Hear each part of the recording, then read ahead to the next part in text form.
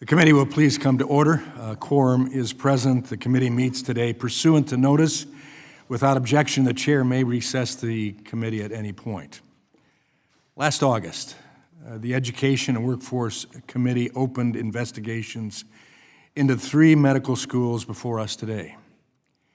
We had received repeated complaints of severe anti-Semitism from students and faculty on these campuses, and we wanted to understand what was causing it.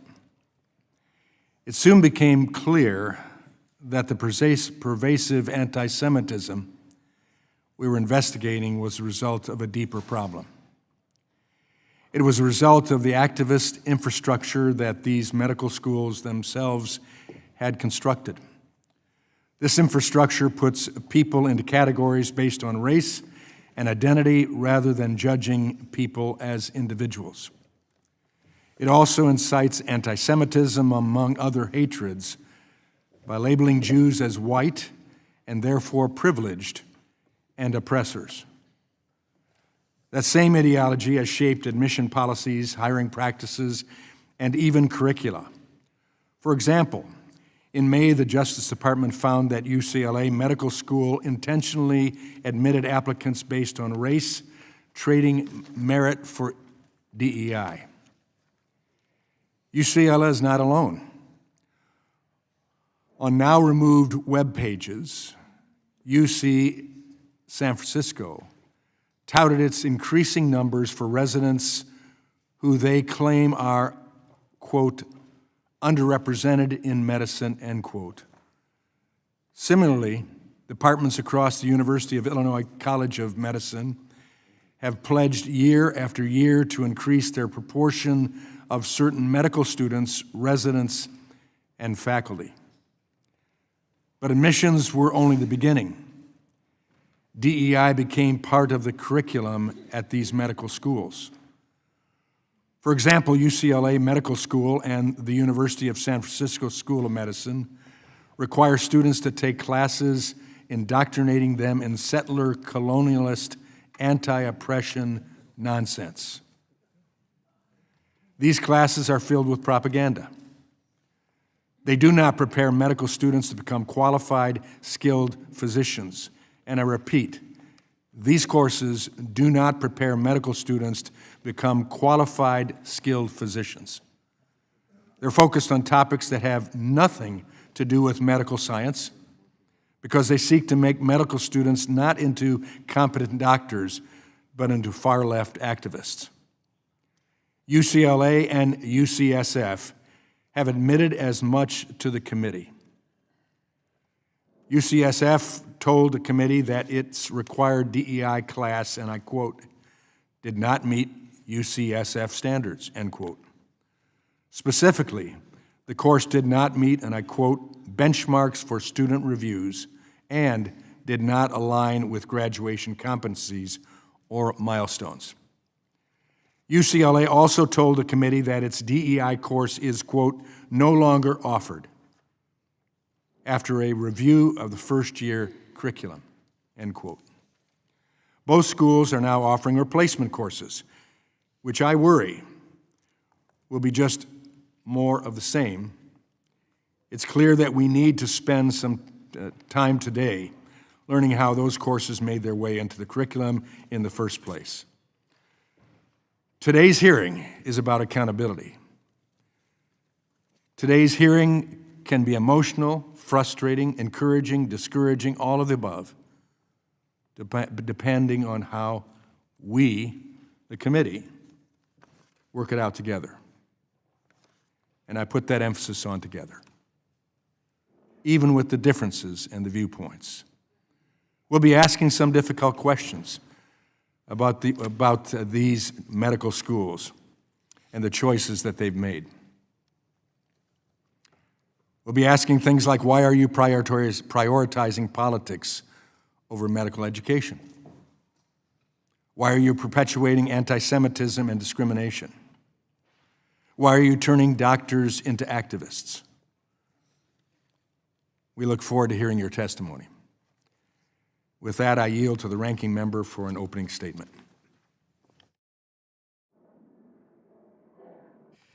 Thank you, Mr. Chairman. Mr. Chairman, today the full committee is holding a hearing entitled Training Activists, Not Physicians, the Impact of DEI on Medical Schools. The 3 medical schools appearing before the committee today were initially asked to respond to concerns about anti-Semitism on their campuses, yet somewhere along the way, the majority has shifted its focus from addressing allegations of anti-Semitism in medical schools to attacking diversity, equity, and inclusion in medical education. Let me be clear, illegal discrimination in any form against any person should not occur in our medical schools, teaching hospitals, the healthcare system. Anti-Semitism is real and is rising, as are claims of Islamophobia, racism, sexism, and other forms of discrimination. Our nation's educational civil rights laws were put into place to ensure that students, residents, and faculty in medicine have safe learning environments. The Democrats have stood ready to meaningfully address hate and discrimination. However, I'm dubious about my colleagues' commitment to addressing discrimination when they've abandoned good faith efforts to do so, especially given the fact that they've turned a blind eye to people within their own party who have actively normalized bigotry and are dismantling the very offices created to fight illegal discrimination. Promoting diversity, equity, and inclusion is how we combat bigotry, hatred, and illegal discrimination. And enforcement is by the Office of Civil Rights at the Department of Education, an office that's already lost about half its staff and is being bounced around out of the Department of Education as we speak. We do not defeat prejudice by eliminating exposure to people different from you or by erasing the training that teaches future doctors to recognize and confront bias. You defeat it by building familiarity, understanding, and respect. Gutting DEI programs in the name of fighting anti-Semitism simply doesn't make sense. Worse, it makes medical schools less equipped to care for Jewish students and other students who face discrimination. For example, earlier this year, our colleague from Pennsylvania, Ms. Lee, reminded the Health and Human Services Secretary that his own department had directed staff to remove nearly 200 words and phrases, including the word black, from funding applications as part of the Trump administration's war on DEI. So the Congresswoman posed a simple question. How are we going to solve the black maternal mortality crisis if we cannot say black? She did not get a coherent response. That contradiction is at the heart of the administration's approach. We cannot address health disparities if we're discouraged from even acknowledging how different communities are impacted. Another way this administration has dismantled programs that would address students experiencing discrimination has been the illegal dismantling of the Department of Education's Office of Civil Rights. According to a report by the Health, Education, and Labor and Pensions Committee in the Senate, in 2025, OCR reached 0 resolution agreements involving sexual harassment, sexual violence, seclusion or restraint violations of students with learning or behavioral issues, racial harassment, or discriminatory school discipline. To add a finer point, OCR reached 0 resolutions in those categories in 2025, despite having more than 2,700 pending cases. The Government Accountability Office also reported that while all discrimination claims went unaddressed, the federal government paid employees at the Office of Civil Rights up to $38 million for not working. This is in part thanks to DOJ. The very office that could and should be protecting students from illegal discrimination has effectively been hollowed out. The majority in this committee is complicit because you have refused to conduct any meaningful oversight over the plans by this administration to decimate OCR or critique the actions of HHS that are counter to evidence, data, science, or even common sense. Instead of seeking accountability and change, my colleagues have chosen to hold endless hearings that may be in good faith, may be good for grabbing headlines, but are not very effective in enacting any positive results to improve health care in this country.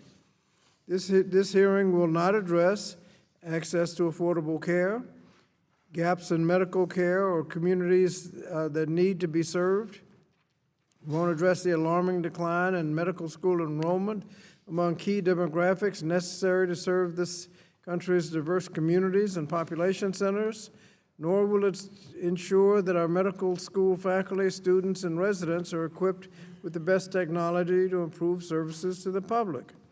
Sadly, this hearing is yet another example of weaponized grievances against DEI dressed up as a concern for anti-Semitism. Now, real inclusion in healthcare requires a multi-pronged approach. First, medical schools should be teaching best practices, which include training future doctors to recognize biases in their field of practice. That includes institutionalized biases based on race, gender, religion, ability, socioeconomic standing, and others. Second, the medical school settings must foster an inclusive environment that produces better prepared doctors. You cannot claim credit for the second step if you spent the last 2 years dismantling step one. Healthcare is among America's most diverse workforce sectors. When students entering the field feel safe and respected, they perform better as providers.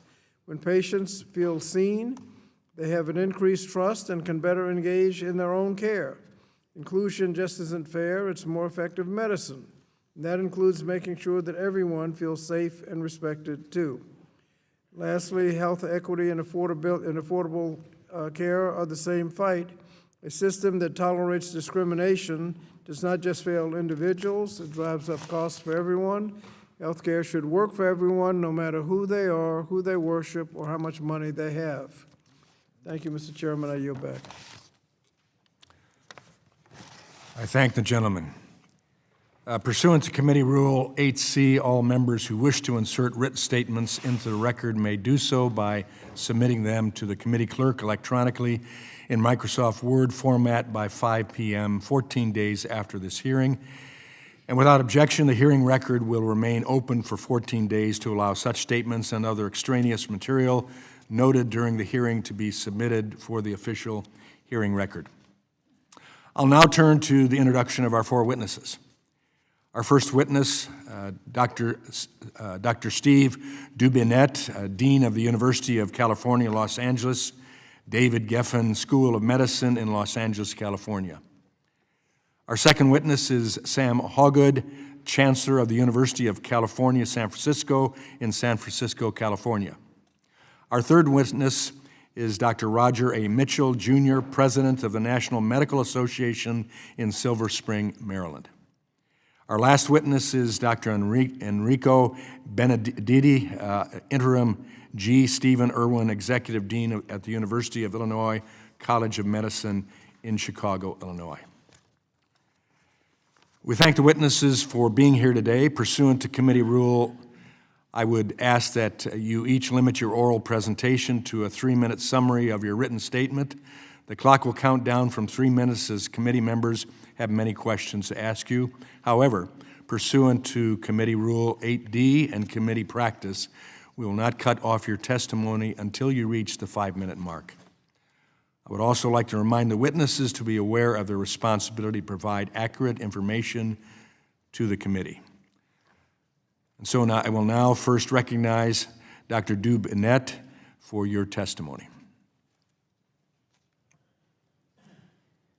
Good morning, Chairman Wahlberg, Ranking Member Scott, and members of the committee.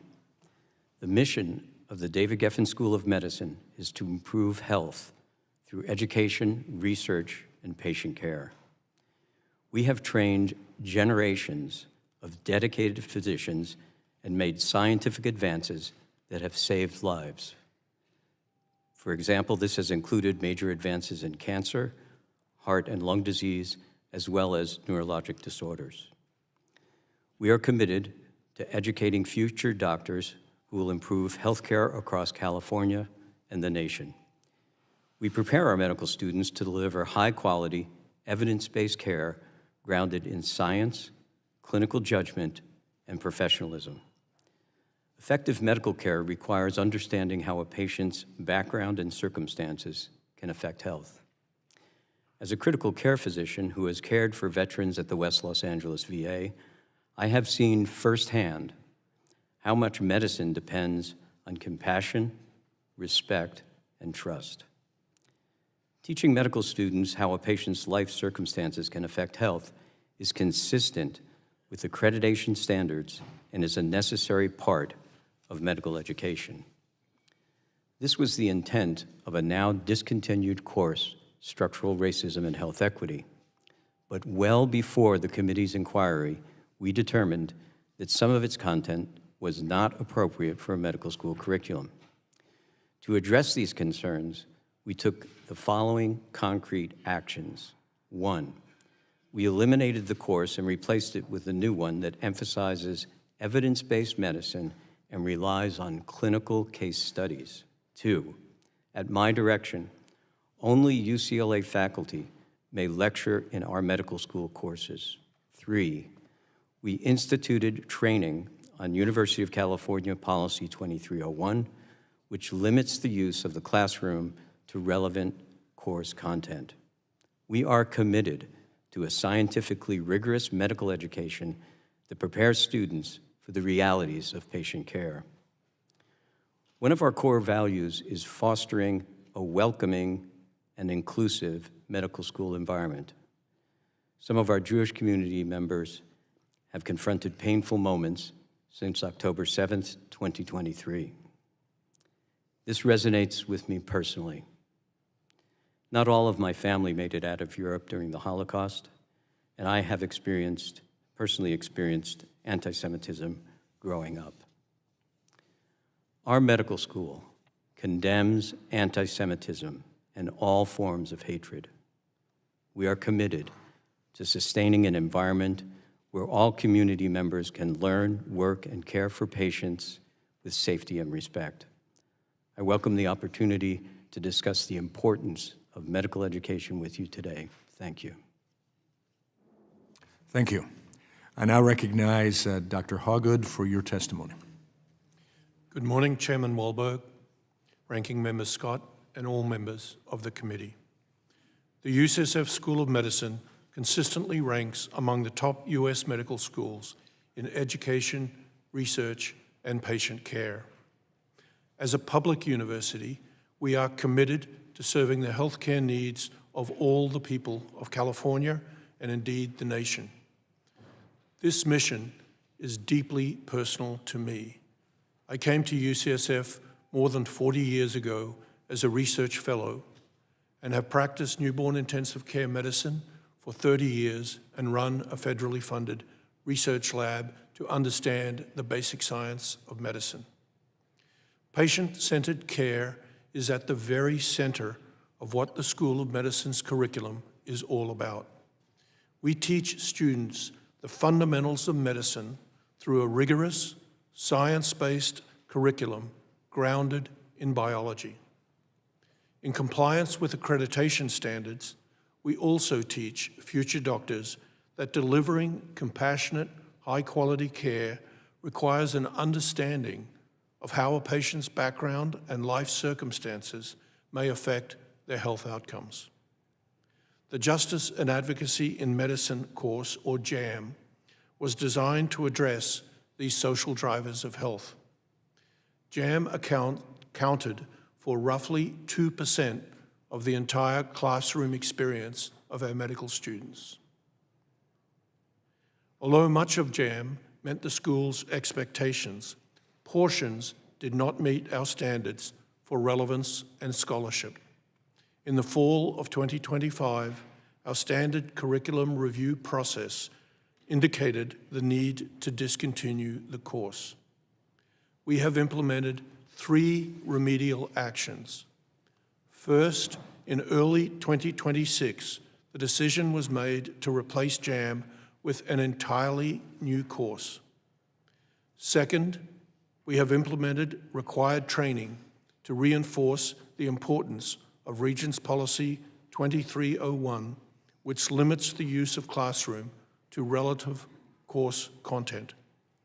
Third, all mandatory courses will be taught by university faculty who will be held accountable for meeting these standards. We strive for an educational environment that is respectful and supportive of our entire community. Anti-Semitism or any other form of discrimination have no place at UCSF. Since 2024, we have provided professional training about anti-Semitism to faculty, staff, and students. As Chancellor, I have spoken out against anti-Semitism and held accountable those who violated our policies.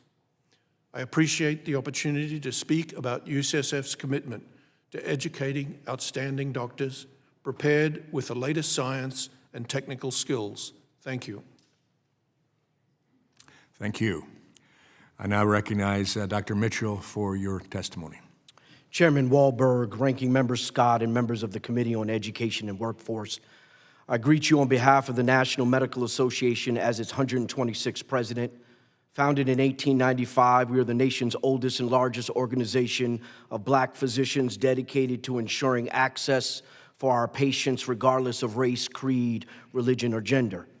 ANMA stands in the lineage of undeniable scientific excellence, the moral conscience of medicine, with a long history of working alongside Congress and presidential administrations to advance the health for all Americans. Members like Dr. Daniel Hale Williams, a pioneer in open heart surgery, Dr. Charles Drew, whose blood banking science saved countless lives, Dr. Montague Cobb, who's led in the establishment of Medicare, and Dr. Patricia Bath, whose laser cataract innovation restores sight. Excellence stands as the legacy of diversity, equity, and inclusion for all of American medicine. Allow me to be clear. Diversity in medical admissions does not lower standards. We need physicians who are able to meet rigorous academic and clinical expectations, mastering anatomy, physiology, pathology, pharmacology, and diagnostic reasoning. In a diverse nation, we also need physicians who can communicate across differences, recognize bias, understand the lived context of illness, and serve rural and urban communities that have too often been marginalized. Effective communication is clinical competency, not political ideology. Diversity as a component of medical education benefits every student regardless of race or gender. The goal is not to replace science with radical doctrine. The goal is to make sure biomedical expertise reaches every patient accurately and with equity. A physician who cannot understand the human experience is not fully prepared for modern medicine. Just as it is important for learners to understand technology and AI in medicine today, so it is for them to understand cultural differences. Lastly, we are now facing a physician shortage, shortfall of up to 86,000 physicians in 2036. We cannot be mandating racial concordance or supporting separate but equal doctrine of the Jim Crow past. We must expand medical schools, seats, and resident training positions now. But the expansion without diversity will reproduce the same problem it leaves today: access to rural health and in marginalized communities. Diversity must be a central part of a comprehensive workforce policy. So I reject this false choice. We don't have to choose between excellence and equity. We don't have to choose between innovation and inclusion. We must agree that creating an inclusive workforce that can heal every patient, every family, and every community must be our goal. This is a uniquely American value, and together we can strengthen American medicine. So, members of this esteemed committee, let me say it again. Diversity in medical school admissions, as content in medical education, and as a component of patient care improves patient safety, quality care, and enhances the physician workforce and improves financial outcomes. On behalf of the National Medical Association, I urge this committee to protect policies and systems that broaden opportunities to strengthen our physician workforce and the future of health of an entire nation. Thank you, and I'm here for any questions that you may have. Thank you. I now lastly recognize Dr. Benedetti for your testimony. Good morning, Chairman Wahlberg, Ranking Member Scott, and all members of the committee. I'm Dr. Enrico Benedetti, Interim Dean at the University of Illinois College of Medicine, a role that I've held since January 2026. Our university mission is to provide the broadest access to the highest level of educational research and clinical excellence. I spent more than 35 years in our College of Medicine as a resident, transplant surgeon, and head of surgery. I've dedicated my career to advancing organ transplantation. The college's primary goal is simple: to train excellent physicians who provide the best care to all patients, regardless their own background, the background of those they serve. We provide a medical education that focuses on science, evidence-based medicine, and the professional competency required to care for patients.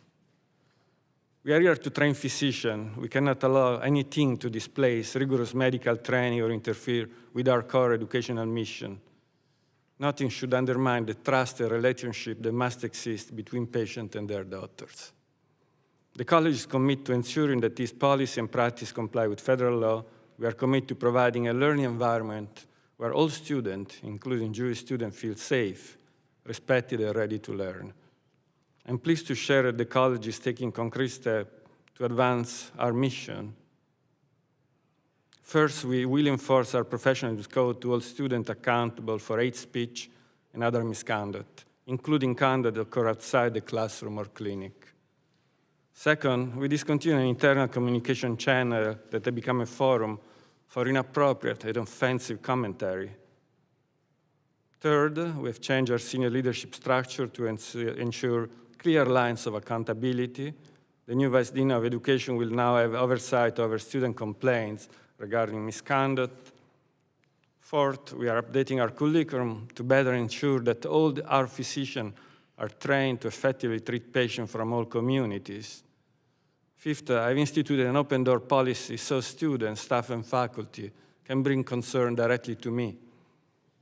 I'm pleased to report that Jewish students and faculty in particular have told me as recently as last week that they feel safe and supported under my leadership. In the coming weeks, I will personally speak to our entire class of incoming medical students to make sure they understand the college's expectation for professionalism and respectful engagement within our diverse community.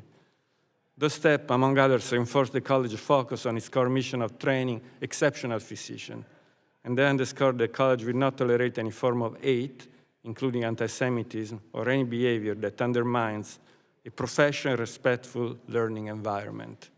It is our collective responsibility to live the college's value on inclusivity, tolerance, respect, and excellence while training the next generation of physicians. Thank you. I thank the witnesses. And under Committee Rule 9, we'll now question witnesses under the 5-minute rule. And so I'll recognize myself for 5 minutes of questioning.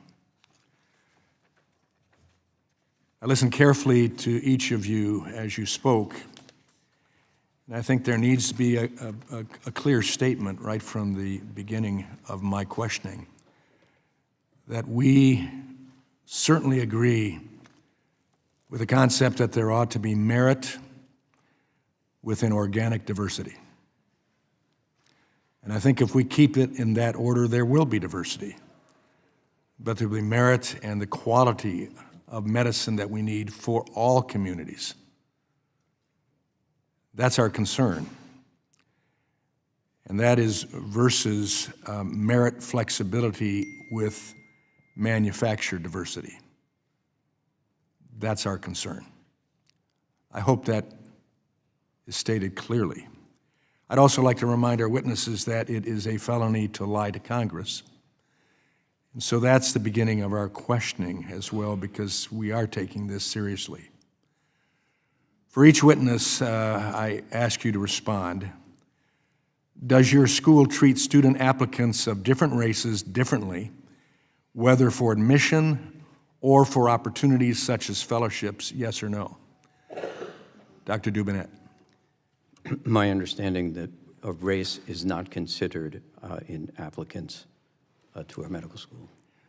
Dr. Hawgood. No, for 30 years under California law, race has not been a factor in admissions to medical schools. Dr. Enrico Benedetti? No, we do not consider race when we choose the best student that we can to attend our medical school. Secondly, does your medical school have race-based diversity goals that it seeks to achieve through admissions, including using holistic review? Dr. Benedetti. Our process excludes the reviewer from knowledge of the race of the applicants. Therefore, I believe that we are in compliance. Dr. Hawgood. Similarly, we are unaware of the race until the actual in-person interview. We do not set any quotas at all. But it is part of the interview, and the interviewers are making the decisions in the end? I said that race was only visible to the interviewer when they saw the person in front of them. Mm-hmm. They don't use race in the interview process. Dr. Dubinett? First, I would say, to make it clear, is that I'm not involved with the admissions process at UCLA by design because of appearance of conflict of interest, but it is my understanding that race plays no role in decisions about applicants. Thirdly, does your admissions office obtain information about the race of applicants before making admissions decisions? Dr. Hawgood. As I stated earlier, the only time that the race becomes known is at the time of the in-person interview. Dr. Benedetti. The final committee does not have information about the race of the candidate. Dr. Dubinett. It's my understanding that race plays no role in the process. If you had to pick only one thing, such as GPA or MCAT score, what's the best indicator of an applicant's future success in medical school? Dr. Dubinett? There are a broad array of factors that predict success, and certainly MCAT scores and GPAs are important. Dr. Hawgood? Yes, we take GPA and MCAT scores seriously and set a lower boundary below which we do not interview or accept students. It is not the only measure of the long-term professional outcome of our students. Dr. Benedetti? Yes, we do not in any way admit to the committee students that are below a certain academic standard. So we have a limit for the score, the grade point average, and therefore the students are not even considered for the final determination. And finally, does your medical school obtain information about the race of job applicants prior to making hiring decisions? Dr. Dubinett? Not to my knowledge, no. Dr. Hawgood? No. Dr. Benedetti? No. My time has expired. Thank you. I yield back. And now I recognize the gentleman from Connecticut, Mr. Courtney.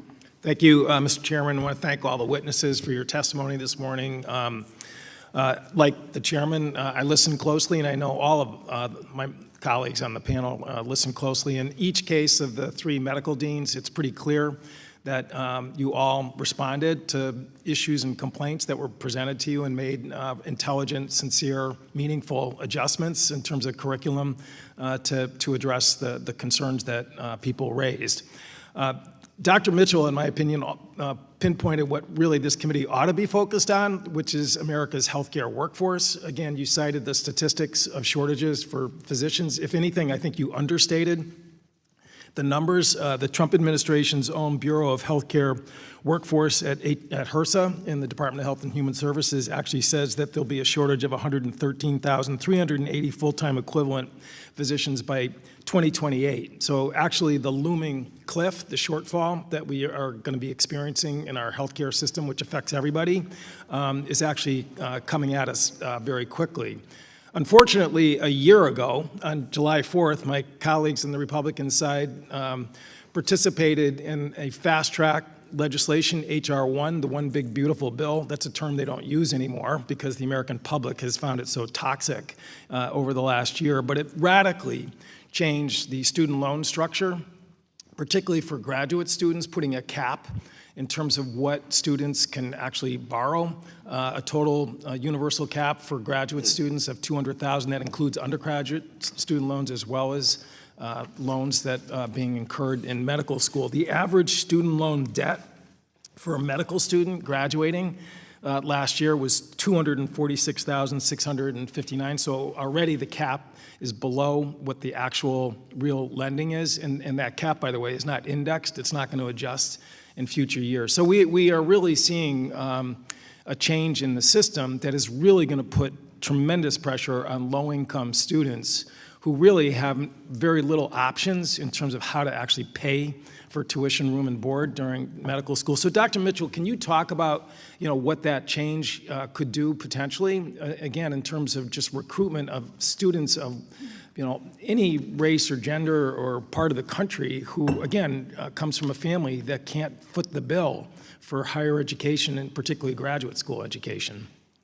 Well, you've stated it quite clearly. It's going to have a chilling effect on those individuals that have the grades, that can achieve the MCAT scores, that have the GPA, that have the social skills to treat patients, have the love of their community and the support of their community where they want to be doctors, and everybody that saw them when they were children growing up said, hey, you should be a doctor one day. And they worked hard for it, got all A's and graduated high school, and then went on to a college, and then they realized that they can't afford it. We lose a workforce that way. And in those numbers that you've laid out, that's really the work. The work is how do we ensure that we widen the pipeline, widen the pathway towards becoming a physician in this country, American-born, American service physicians. That's the work that we need to be working on, and ensuring that there are no barriers to making sure that those can serve in this country. So I think it has a chilling effect, and 2028 is truly around the corner. And we're not even talking about burnout. Right. I mean, a lot of that is from a burnout, physician attrition. We have an aging workforce as it relates to physicians. And so we really need to be diligent and vigilant in recruiting our physicians of the future. The premise of which H.R. 1 was drafted was that putting these caps in terms of access to Stafford loans that the federal government has provided for lower income, middle income students going back to the 1960s would somehow put downward pressure on the cost of tuition, that it would just magically reduce tuition costs. Again, I only have a few seconds left. Maybe Dr. Dubinett can talk about the fact that there is no magic wand in terms of providing high quality medical education. No, that's correct, Congressman. We cannot alter the cost of medical education because of that, and we think what you've described will be a negative, very negative impact for entering students. I thank the gentleman, and I recognize the gentlelady from North Carolina, Ms. Fox. Thank you very much, Mr. Speaker. I have a lot of questions. I need short answers. Dr. Dubinett, in 2021, the UCLA School of Medicine had a curriculum titled Healer, Educator, Advocate, Leader, Scholar, HEALS. HEALS featured a required DEA-themed course during students' first year known as Structural Racism and Health Equity, which focused on non-medicalized expertise and also strongly urged students to engage in activism. One class session entitled, quote, Colonialism and the Role of Medicine and Race, end quote, included the theory that all capitalism is, quote, racial capitalism. Can you explain what racial capitalism is and why this theory was taught in a first-year medical school course? No, Congresswoman. As I stated, this course was stopped long before this committee's inquiry. in that we determined that some of the content was not appropriate for a medical school curriculum. And so, Why was it begun to start with? the intent of this was to address the social determinants of health, which are important and required in medical education. Well, then I'm going to jump ahead. Do you believe the word obesity is a slur? Is the concept of obesity used to exact violence on fat people? No. Well, the UCLA Medical School's required first-year DEA class taught both claims in a required reading. Do you still do that? The course has been eliminated. Okay. Well, can you explain how teaching first-year medical students about colonialism and race helps them provide the best health outcomes for their future patients? Our goal is to have a content that is scientifically based, clinically relevant, and important for the realities of patient care. It is important that among that the students understand the social drivers of health and be able to help their patients no matter who they are. So, Dr. Dubinett, another structural racism and health equity course lauded the Young Lords and Black Panther parties, both radical violent groups, for being unique and extraordinary. It described both as role models for UCLA's structural racism and health equity curriculum. Are the Young Lords and Black Panther parties appropriate role models for medical students? Well, as I mentioned, well before this committee's inquiry, we determined that some of its contents were not appropriate for a medical school curriculum. So, answer the question. Are they appropriate role models for medical students? Yes or no? No, we think that our Okay. goal is to So, focus. how did teaching first-year medical students about violent political groups help those future doctors provide the best health outcomes for their patients? Following our review of the course, we stopped the course and created a new one to address social determinants of health. Dr. Hawgood, I'm going to go back to this issue of obesity. Is health independent of size or weight? Yes or no? Obesity affects health. For instance, the incidence of type 2 diabetes is higher in obese patients. But Okay. obesity as an independent indicator is a more complicated story. You said in your opening remarks that courses are grounded in biology. UCSF's required first-year DEI class taught that health is independent of size and weight.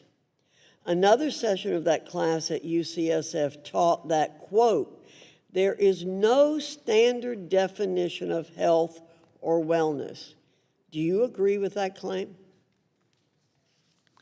I would need to understand the context in which that statement was said. It was obviously within a broader lecture. The definition of health is a complex issue based on both populations and individuals. So I think teaching our medical students nuance is a very important issue. So are you examining the curriculum there to make sure that all of your curriculum is consistent with courses grounded in biology? We are, Congressman. We use standards that all of our curriculum must be evidence-based, grounded in science, and related directly to patient care or patient outcomes. And when did you come to Gentlelady's that time has epiphany? expired. I'll have to move on. I now recognize the gentlelady from Oregon, Ms. Bonamici. Thank you, Mr. Chairman, and thank you to each of the witnesses for all you are doing to improve healthcare, particularly to have physicians to meet the needs of our constituents. I'm trying to figure out what we're doing here today. I just want to comment on what Mr. Courtney talked about. We should be discussing breaking down barriers to access to higher education. That would be a conversation worth having. And I'll also note that the message we got this morning here as the committee started is that somehow blaming diversity, equity, inclusion for anti-Semitism anti-Semitism, which of course misses a whole lot of history and nuance, predating DEI for centuries, and using anti-Semitism as a pretext to dismantle DEI programs is hugely problematic and also deeply disappointing. We're at a pretty critical time in American healthcare right now. I just have had conversations at home about concerns that are across the district I represent in Oregon, particularly about the Medicaid cuts. That's what we should be talking about today. But as we discuss the future of the medical workforce, we should acknowledge that diversity, equity, and inclusion in medical schools, that's not something to be criticized or blamed. Coursework that focuses on the social determinants of health, including patients' racial backgrounds and socioeconomic status, fully equipped physicians to meet the needs of the communities they serve. So I want to ask you, Dr. Mitchell, to help set the record straight. What does diversity, equity, and inclusion mean in a clinical setting and in training physicians? Thank you for that question. I'll give an example. I have a colleague, his name is Dr. Ed Chapman.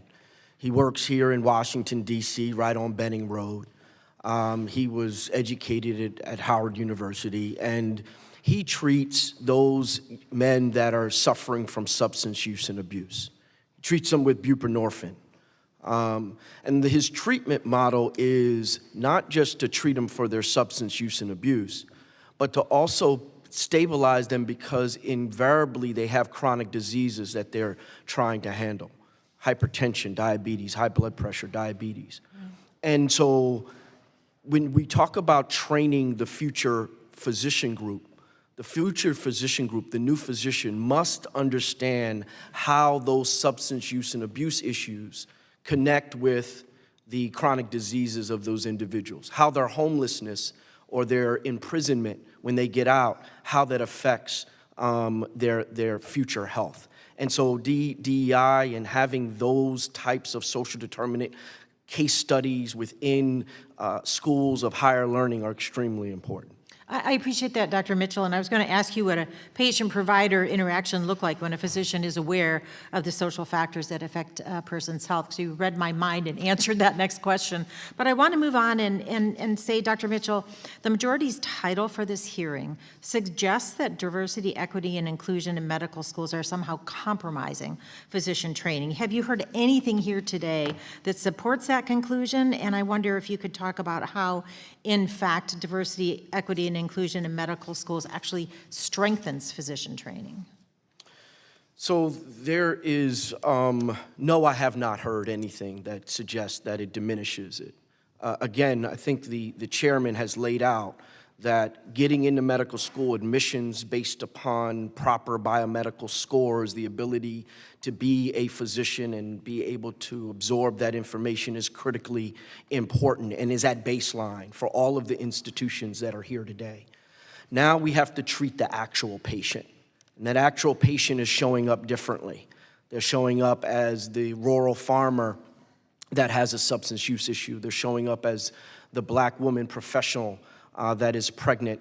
And if we don't understand the human condition as physicians, trained physicians, then it's hard to treat that particular patient and the population that they come from. I appreciate that. We heard that reference this morning in Ranking Member Scott's remarks about how you can't address Black maternal health if you can't say Black. I mean, it's just the expectations that this conversation is that we're having today is completely unrealistic with our population and the needs of our population. And again, dismantling DEI programs and coursework in medical education would compromise patient safety and physician quality. And if our goal should be to have the highest standard of healthcare for every American, regardless of their zip code, race, or background, we must defend, not condemn, diversity in medical training. I thank you all for the work that you're doing in your communities. I hope that we can get back to having conversations about how we improve healthcare in this country, not micromanaging what your students are learning. Thank you again for your work, and I yield back. I thank the gentlelady, and I recognize the Subcommittee Chair of Health, Employment, Labor, and Pensions, the gentleman from Georgia, Mr. Allen. Thank you, Mr. Chairman, Chairman Wahlberg, and this is an important hearing. Obviously, this country celebrating 250 years, and of course, that 250 years is based on merit, hard work, and certainly education. And we built an incredible healthcare system in this country on that basis. The Constitution also guarantees lots of liberties, freedom. And Dr. Hawgood, do you recall that during the COVID-19 pandemic, there was controversy about restrictions on public gatherings at your medical school? Yes, we had a stay-in-place order, first by the mayor of San Francisco and then by the governor of California. Do you recall that religious services were under severe constraints at the time? You know, I lead a healthcare university. I don't stray into political issues that are unrelated to healthcare. I'm superficially aware of the controversy, but not in any detail. Are you aware in 2020 that UCSF School of Medicine appeared to sign an open letter supporting the large-scale Black Lives Matter protests during this time? UCF's current Executive Vice Chancellor and Provost, Catherine Lucy, also appeared to sign on to this letter by name. Did UCSF make any statement at the time about the need to also relax restrictions on other gatherings? I don't have the document that you are referring to in front of me, and I would need to see it to make a specific answer to your question. Well, I hope you can see why the average American would lose trust in medical institutions like yours when they discover that these institutions are calling for one set of rules for one political group, but another set of rules for church services. Without the documents, I can't make that connection. When you get briefed on this, I think an apology from your institution will be in order. Again, our Constitution requires freedom, particularly religious freedom, and you might want to apologize to... I understand the Constitution requires religious freedom, and to my knowledge, there's nothing that we have done now or in the past that would be in contradiction to that. Okay, well, like I said, when you get briefed on this, then for the record, I would ask you to respond appropriately. Thank you, Mr. Chairman. I yield back. Gentleman yields, and I recognize the gentleman from California, Mr. Tejano. Thank you, Mr. Chairman. I see we have many medical schools from California represented today. I'm sure all of you are aware, as administrators from medical schools in California, that California excludes race as a consideration for admission. Do you have that understanding, Dr. Dubinett? Yes, I do. Proposition 209, and we followed that since its inception. Dr. Hawgood? Yes, it was passed in 1996, and for the last 30 years, we have followed that mandate. Dr. Benedetti, you're aware of that California law says that, that race cannot be considered as part of admissions for medical schools? I apologize, I don't, but I learned it today. Okay, so, but it's been long-standing for decades, actually, in California. We don't have race as a consideration. Forgive me, I don't, but, Dr. Dubinett, you maybe can help me. I seem to remember that Tay-Sachs disease affects a particular population, predominantly. Can you tell me which population it affects? It's not in my area of expertise, so I can't really. Does anyone can comment on that? Which doctor before me? It's more prevalent in Ashkenazi Jews. And Ashkenazi Jews, very particular part of the Jewish community. Anybody familiar with never smoker lung cancer? Yes, I am. That's one of the areas of my own research. Can you tell us which population groups seem to be affected by this predominantly? Well, we have known for some years now that particularly young Asian women may have an increased propensity for Yes. But not exclusively, they don't, it's not exclusively to that population, but there's an increased propensity among young Asian women. That's correct.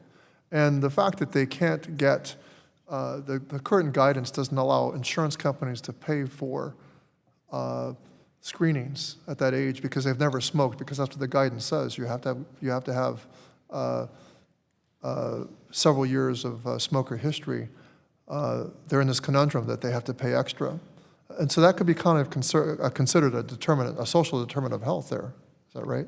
Correct, and there are ongoing studies now to actually evaluate this prospectively, and the early results suggest that there will be scientific fact to help make the decisions about that reimbursement. So there's in fact science that could drive this. Is research in this area going to potentially have impacts beyond young Asian women to understand why young Asian women may be predominantly impacted? Could inquiry into this area also have benefits to the broader population? Yes, it will, and I think one of the very important things we're doing is beginning to use what we now consider to be diagnostic tests to be prediction tests. And what we're finding is that, for example, small particle air pollution is a very important risk factor. And studies have found if I live in a high polluted area with that kind of pollution for more than 3 years, it can be equivalent to heavy smoking. And I'm sorry to say that 7 of the top 10 cities with small particle air pollution in the country are in California. So I'm also hearing stuff about young people. There's a troubling trend among young people getting cancer. So it's not young Asian women I'm talking about, but young people in general. Does it cut across all races? Yes, we're finding that we need to learn more about the genetic underpinning of early cancer in younger people. And all of that is actively under investigation. I'm hopeful that we'll be able to use the new tools that are being developed to predict risk in a way that we would be able to treat risk, sometimes called prevention, but I call it treating risk because prevention has not worked out well because of the inability to discern risk at a high level. So it is a case in California that race is excluded as far as admission to medical school, but it turns out that being able to say young Asian woman, to be able to say young people, to say this particularly affects women, to say this affects Ashkenazi Jews in particular, that these are very important things to be free to talk about and to be able to write and grant applications. Would you agree with me, Dr. Dubinett? I do. Dr. Hawgood? I do. Dr. Mitchell? Yes. Dr. Benedetti? I do. I wish I could talk about sickle cell anemia. I wish I could talk about all different forms of very specific medical conditions that require diversity, equity, and inclusion, and not an attack on them. I yield back. The gentleman yields. I now recognize the gentleman from Utah, the subcommittee chair in higher education and workforce, Mr. Owens. Thank you. Thank you so much for this. I think it's important as we go through this to highlight the historical need for this committee's hearing. It's exciting to see that we're making changes. The goal is, though, we should have a test of time that never do we get here because of pressures from non-scientific sources. And with that being in mind, I do want to highlight that we are going to, we're trying to make sure we don't go back to this ever again. Let me just say this, I believe the most important consideration for the student in medical school is medical competency in achieving good health outcomes. Time spent in medical school focusing on subjects that do not improve patient outcomes not only is a disservice to the student, to the potential doctor, but it's dangerous depending on for those depending on the medical knowledge and expertise of these future doctors. Doctors Hawgood and Dubinett, I'm sorry if I messed that up. Would you both agree that medical science knowledge is the most important competency for medical schools to impart into the students? Yes or no? Yes, we are very focused on the scientific basis of medicine. I would repeat that the course that we are discussing represented less than 2%. Okay, I just want to very quick yes or no, because I have a couple questions here. I agree with my colleague. Okay. Dr. Dubinett, did UCLA's Structural Racism and Health Equity course prepare students for licensing exams, yes or no? Not that I'm aware of. Okay. Dr. Hawgood, good. Did UCSF Justice and Advocacy and Medicine course prepare students for license exams? There were no grades given in that course, so it had no influence on the... But the course was given then? Okay. Sorry? The course was given then, I'm correct? The course was given, it has been discontinued. Okay. For both of you, were all the sessions and the classes I just mentioned based on peer review evidence? Sorry, go ahead. We evaluated the course, and based on our task force examination of the results, we eliminated the course and began a new course in its place. Okay, good. The lack of evidence base was one of the reasons the course was discontinued. Okay. I would like to make the point, though, we're treating the course as a holistic issue. There were classes in the course that were concerning. Teaching students the social drivers of health, including structural racism, I believe is a very important part of our curriculum. Okay, all right. This kind of drifting back into the point of saying, are we going to teach medicine, or are we teaching social concepts? So I'm going to list subjects that were taught previously in these classes. I'd like to know whether UCSF or UCLA medical schools still teach these subjects today. Again, answer yes or no. Settler colonization. Today, no. White fragility. Today, no. Both of you? No. Okay. Fat phobia. I'm not aware that that was in our curriculum, but we certainly don't teach it today. Okay. No. We talked about this earlier, the Black Panther Party. And we're talking about medical school, by the way. I just want to make sure I reemphasize that again. The Black Panther Party, is that still being taught? No. Queer liberation. We teach LGBTQ health-specific issues in our course, and we'll continue to. Not necessarily using that particular term. The same thing applies for UCLA. Prison abolition. Again, we will continue to teach prison health because our students... Prison abolition, not health. Not abolition, no. Not abolition, no. Border abolition. No. Okay. I think and I'm glad we're getting here. We have to figure out how to make sure we never, ever get delinked from common sense. I have a cousin as a physician, have a son-in-law as an ER doctor. I was studying to be a marine biologist one day. To see what we're now teaching for those who are trying to understand how to help the human body, help the human person, I'm glad we're getting, again, away from that at this point. So that being said, thank goodness we're moving on from that. I yield back. Gentleman yields. I now recognize the gentlelady from North Carolina, Ms. Adams. Thank you, Mr. Chairman, and thank you to the witnesses for being here. And I've got several questions too, so if we can get some quick answers, that would be good. Dr. Mitchell, I want to start by grounding this conversation in the patients that future positions will actually serve. According to the National Council on Disability, individuals with physical, intellectual, or developmental disabilities are more likely to be obese and have unmet medical, dental, and prescription needs. Additionally, people with disabilities are 3 times more likely to have arthritis, diabetes, and a heart attack, and 5 times more likely to report a stroke. Disabled women receive poor maternity care and are less likely to receive regular screenings such as pap smears and mammograms. In response to these findings, the National Council on Disability created a framework to end health disparities of people with disabilities. And I'd like to enter that into the record, Mr. Chairman. Without objection, Thank you. received. Now, one key piece of this framework is requiring comprehensive disability clinical care curricula in all U.S. medical, nursing, and other healthcare professional schools, and requiring disability competency education and training of medical nursing and other healthcare professionals. So, Dr.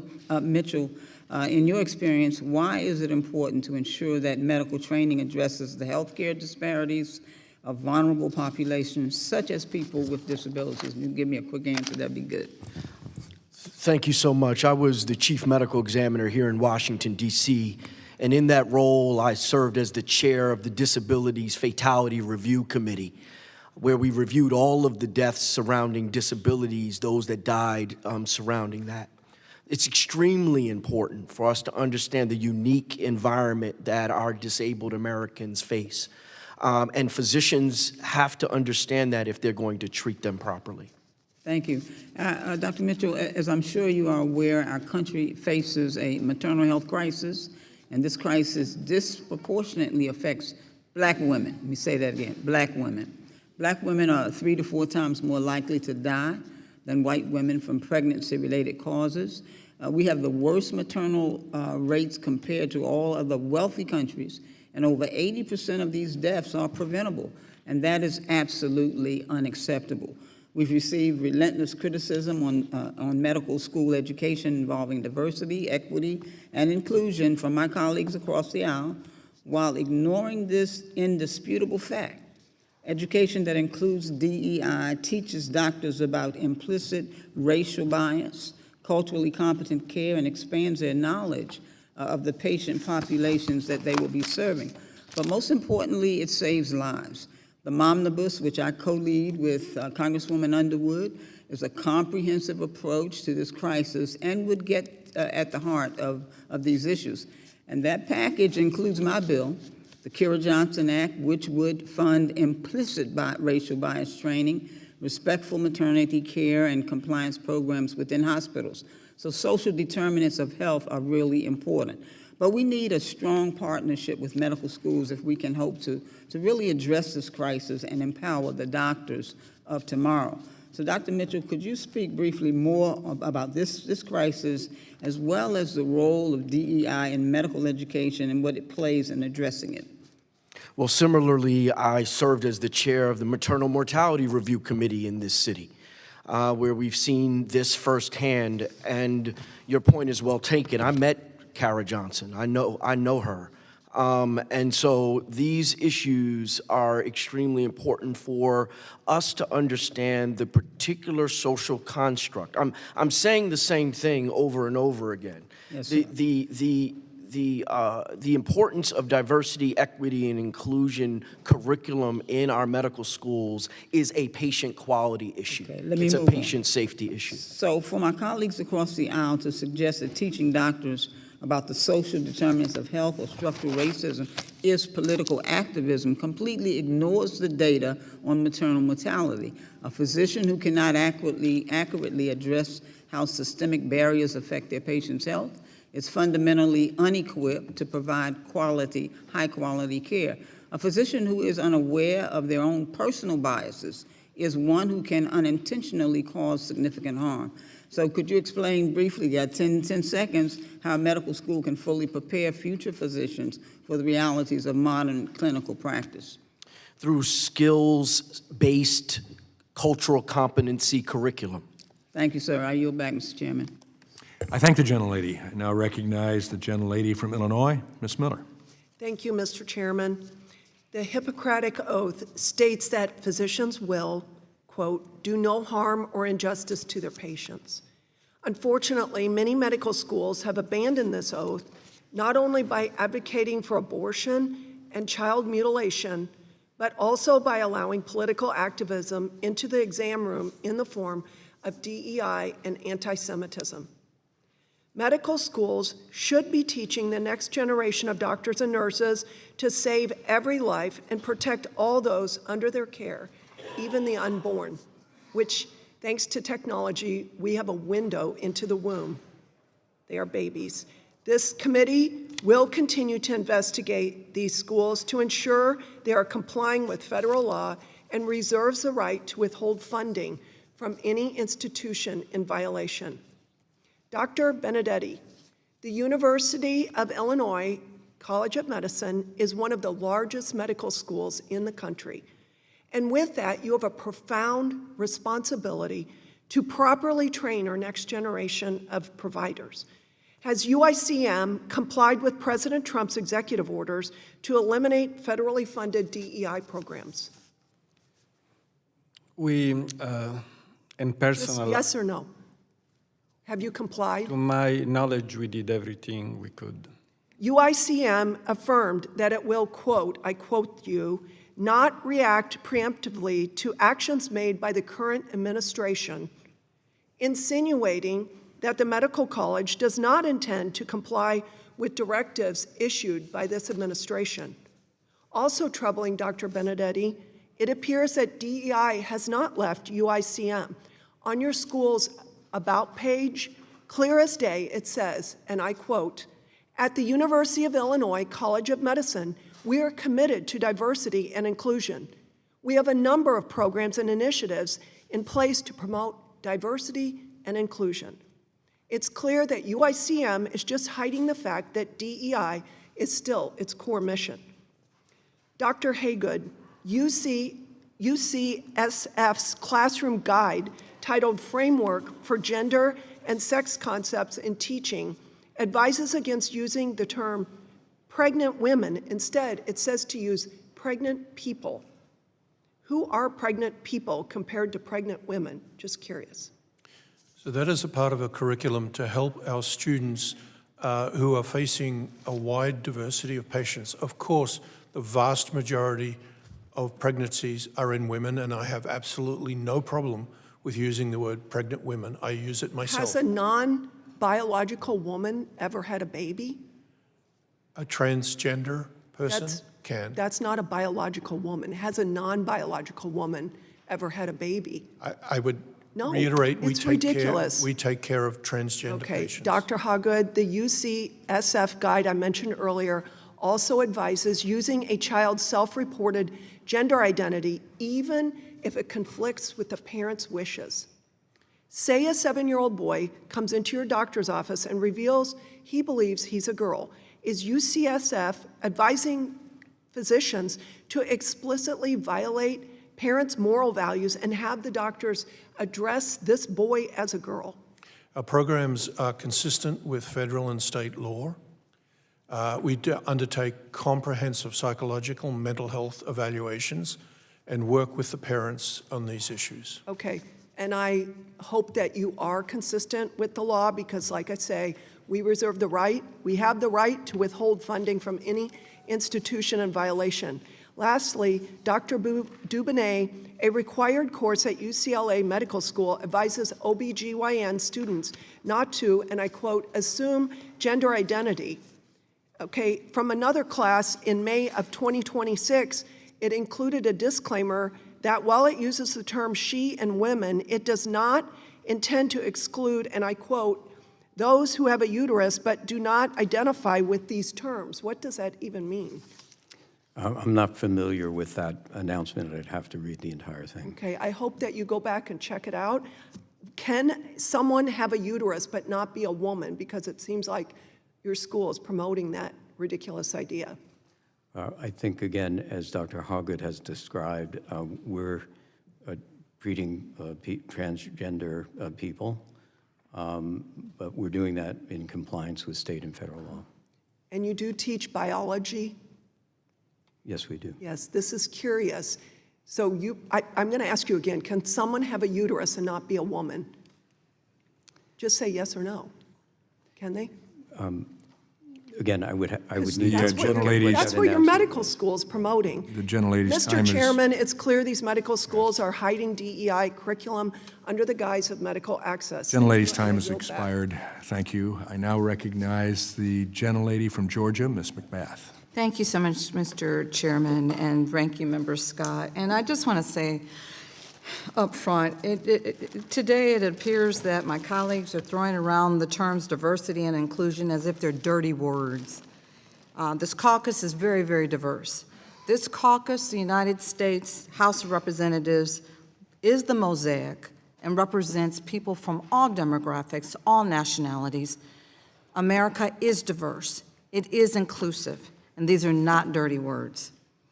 Before I start, I want to make sure to extend my sincere gratitude to our witnesses here today for the work that you do to help train generations of eager and very talented doctors. We need your help and assistance in doing so. Our nation is facing a very critical shortage of physicians, with my home state of Georgia, of course, being on the top of the list.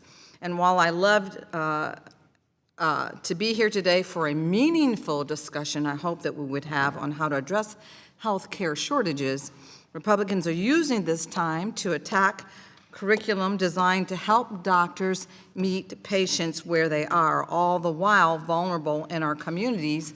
All those folks are facing uphill battles in pursuit of longer and healthier lives. Dr. Mitchell, the majority suggests that courses addressing health disparities are no longer needed. They're no longer needed to reach better health outcomes. Do you truly think that is the case? Thank you for that question. With disparities, we talked about the disparities surrounding maternal mortality within Black women. We've also know that prostate cancer has a higher risk in Black men. We know that triple-negative breast cancer is killing Black women at a higher rate than their counterparts. Cardiovascular disease, hypertension, diabetes, obesity. These areas of disparity require us to engage with our patient population in communities where they come from in order to ensure that we have the best outcomes for health and safety of our patients. And so DEI, there will never be a time in medical education that you should not be teaching cultural competency to the medical students and ensuring that that medical student is meeting, or that future physician is meeting their patient exactly where they are. Well, thank you for that, Dr. Mitchell. Social determinants of health have a very profound and intimate consequences for my constituents and Americans across the country. And I, too, sit on the Black Maternal Health Caucus for the very reasons that you just espoused. So our work has to continue to understand how social determinants impact our health and how to use our resources to ensure everyone can live very long and healthy lives here in the United States. Doctors are tasked to not only treat the medical case in front of them, but to treat the whole person and to understand the circumstances that lead patients to their care in the first place. Patients from all walks of life, they are not one size fits all. Neither should the delivery of their care be one size fits all. And when we are proactive and thoughtful about how we approach medicine, we find solutions that ultimately benefit every patient. The curb cut effect is a phenomenon where strategies originally designed to help a smaller group of individuals ultimately improve accessibility for everyone. The curb cut refers to the curb ramps at intersections originally designed for people with limited mobility to navigate sidewalks safely and independently. But this design also benefits the rest of us, parents who are pushing strollers, vendors that are pulling food carts, and tourists who are wheeling luggage. That same effect can be seen in medicine. To address Black maternal mortality, one program gave all postpartum women blood pressure cuffs as they were discharged from the hospital. And as a result, all mothers benefited from greater health monitoring. When researchers sought to address gaps in lung and breast cancer, which I'm a 2-time breast cancer survivor myself, treatment completion rates for Black patients, they increased training for providers, strengthened care tracking, and deployed more patient navigators, improving completion rates for patients across the board. Telemedicine technology, which was expanded to address critical gaps in care for our rural patients, now provides broader flexibility for all of us, reducing overall wait times and improving access to care. Instead of spotlighting policies that will help the most vulnerable, expand health care access, and improve affordability for all, Republicans are using this hearing to distract from the legislation that they authored and greenlit last year, policies that made health care far more expensive, kicked millions off their health care insurance, and created barriers for students to afford medical school, and I yield. Gentlelady yields, and now I recognize the medical doctor resident medical doctor on our committee, the gentleman from Missouri, Mr. Onder. Thank you, Mr. Chairman. Dr. Benedetti, the University of Illinois in August of health system, in August of 2025, suspended transgender surgery on minors. Can you share with us what led to that decision? We followed the directive of the presidential order immediately without any delay. Excellent. Now, did the University of Illinois health system also stop prescribing puberty blockers and cross-sex hormones to youth experiencing gender dysphoria? That was my recommendation. Okay. Has the University of Illinois done so? I will check on it. And okay, thank you. Yeah, if you could get back to us on that, that would be excellent. Because yes, I think we knew about pausing surgeries on minors, but it is equally critical to end puberty blockers and wrong-sex hormones in these children, and that was also the subject of executive action by the president very early in his term. In fact, in doing so, and I commend the University of Illinois, at least in pausing the surgeries, because we know these procedures can cause long-term irreversible effects. The girl who has her breasts removed will never be able to breastfeed her children. Puberty blockers can lead to bone problems and of course, osteoporosis. And of course, the plan when a child is launched on this path of puberty blockers is generally then cross-sex hormones, which can lead to infertility, to numerous urogynecologic problems, metabolic problems, cardiovascular problems long-term, all with very little to no evidence of any psychological benefit. In fact, the best study to date, as I see it, is the Finnish study that showed that girls who are transitioned have 2.5-fold higher serious mental health problems after transition than before, and boys who are transitioned have 6 times the serious mental health problems than boys who are not transitioned. So, again, please do get back to us on where the University of Illinois stands right now on absolutely puberty blockers and wrong-sex hormones for these poor children who need our psychological and emotional support. Often they're victims of abuse. They're children on the autism spectrum. They have depression. They have anxiety. They need support, and they don't need to be permanently mutilated. Dr. Hawgood, the University of California, San Francisco offers a clinical rotation for residents and students on, quote, transgender medicine, where learners are placed at a transgender clinic that provides cross-sex hormones. Your website boasts that the program teaches medical students to prescribe cross-sex hormones and refer for transgender surgeries. Does this training program instruct, does this training program instruct medical students and residents to do these things and to make surgery referrals on minors?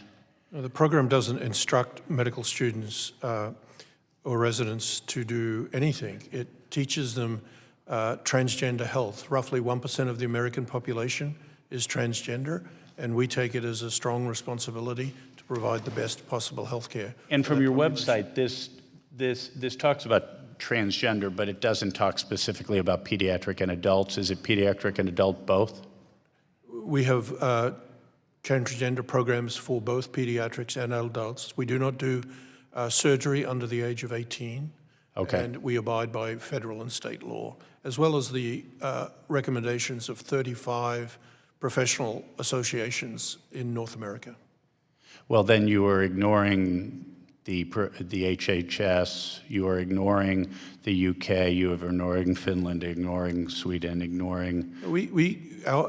It's not a program that I am an expert in. Okay. But those clinicians that focus on this area are continuously evaluating international literature in this field. But you are involving medical students. I'm sorry, my eyesight is, okay. even with glasses, is not very Okay, good. but your transgender clinic does continue to give puberty blockers and wrong sex hormones to children? Correct. Okay, that is in violation of federal law. Not law. It is in violation of multiple administrative policies. Do you bill Medicaid for the same?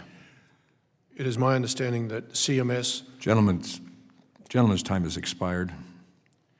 Thank you, Mr. Chairman. I now recognize the gentlelady from Connecticut, Ms. Hayes. Thank you to all of our witnesses for testifying today. This hearing follows a pattern of Republicans attacking diversity, equity, and inclusion initiatives on this committee. And I can't help but notice that once again, San Francisco, a representative from San Francisco is at the dais to respond to curriculum decisions made in that part of the country. Studies have shown that addressing racial disparities in healthcare reduces both health disparities and improves outcomes in all populations. I have to tell you, I had prepared questions, but I couldn't write fast enough as I was listening to my colleagues question the witnesses. I am incredibly disappointed that as academic deans, you could not immediately answer the question about teaching colonialism in healthcare. Teaching colonialism directly addresses the systemic roots of healthcare inequities. It exposes how historic power structures dictate who receives quality care. It's important for future doctors to have that education to recognize how that historic legacy promotes biases and negatively impairs outcomes. That's why you teach colonialism in healthcare. I am equally as disappointed to hear that we have deans from California universities specifically who can't immediately say that the Black Panther Party was central to healthcare discussions. No matter how you feel about the Black Panthers, they pioneered community-led health equity. They viewed health as a human right. They treated medical care as grassroots advocacy and opened up people's free medical clinics in the 60s and 70s. That would be the reason why that discussion would be introduced in medical programs.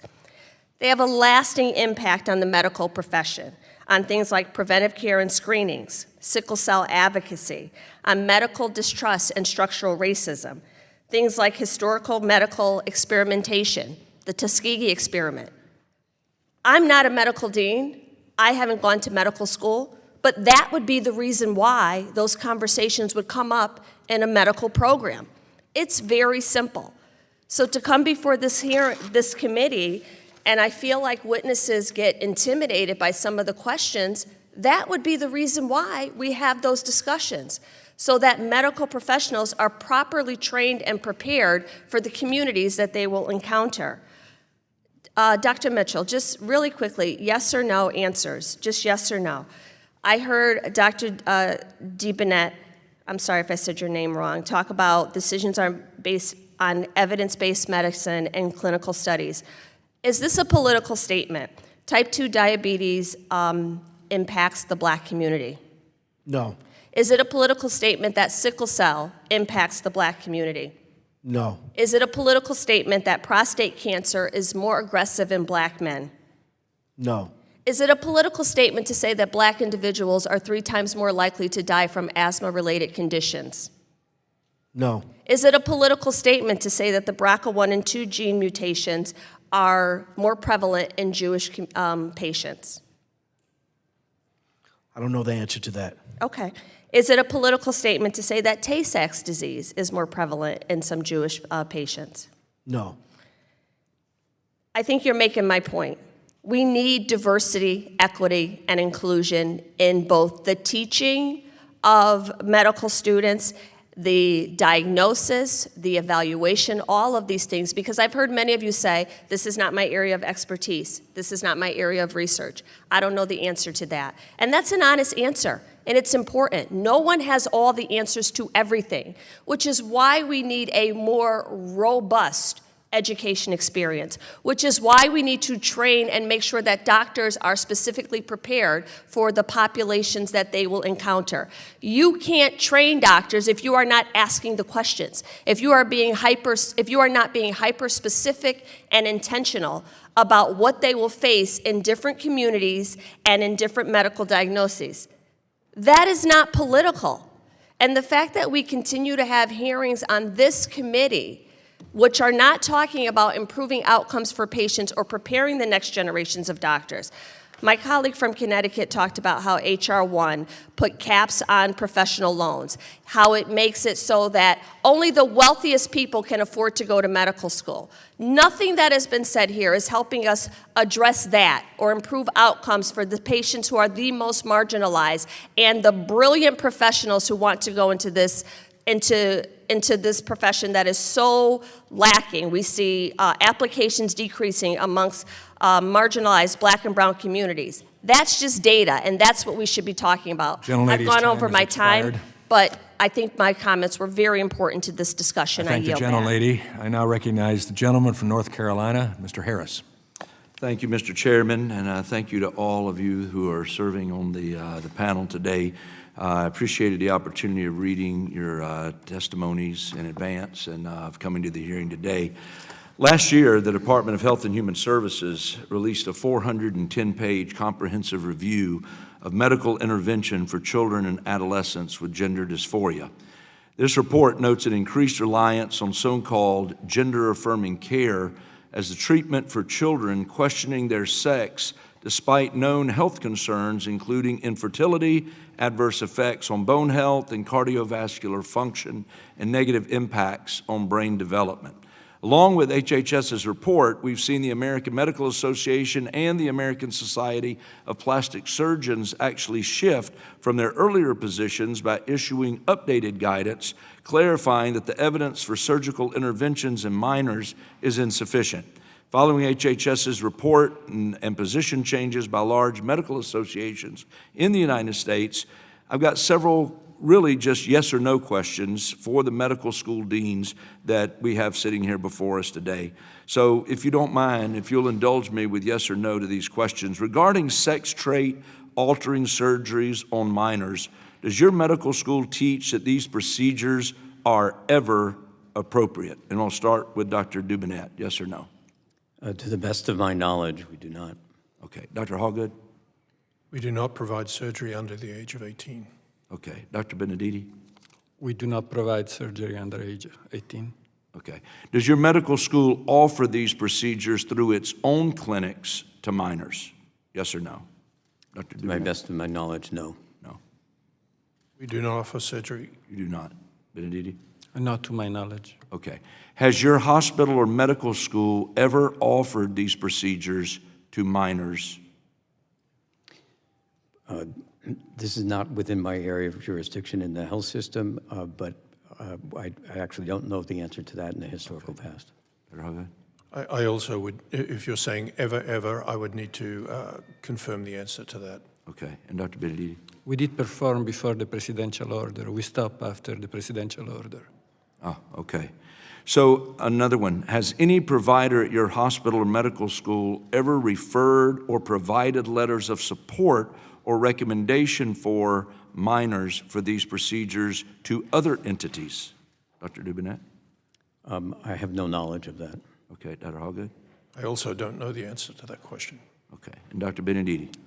Not to my knowledge. Okay. Also for the record, in your view, are sex trait altering surgeries for minors ever medically necessary? Dr. Dubinett?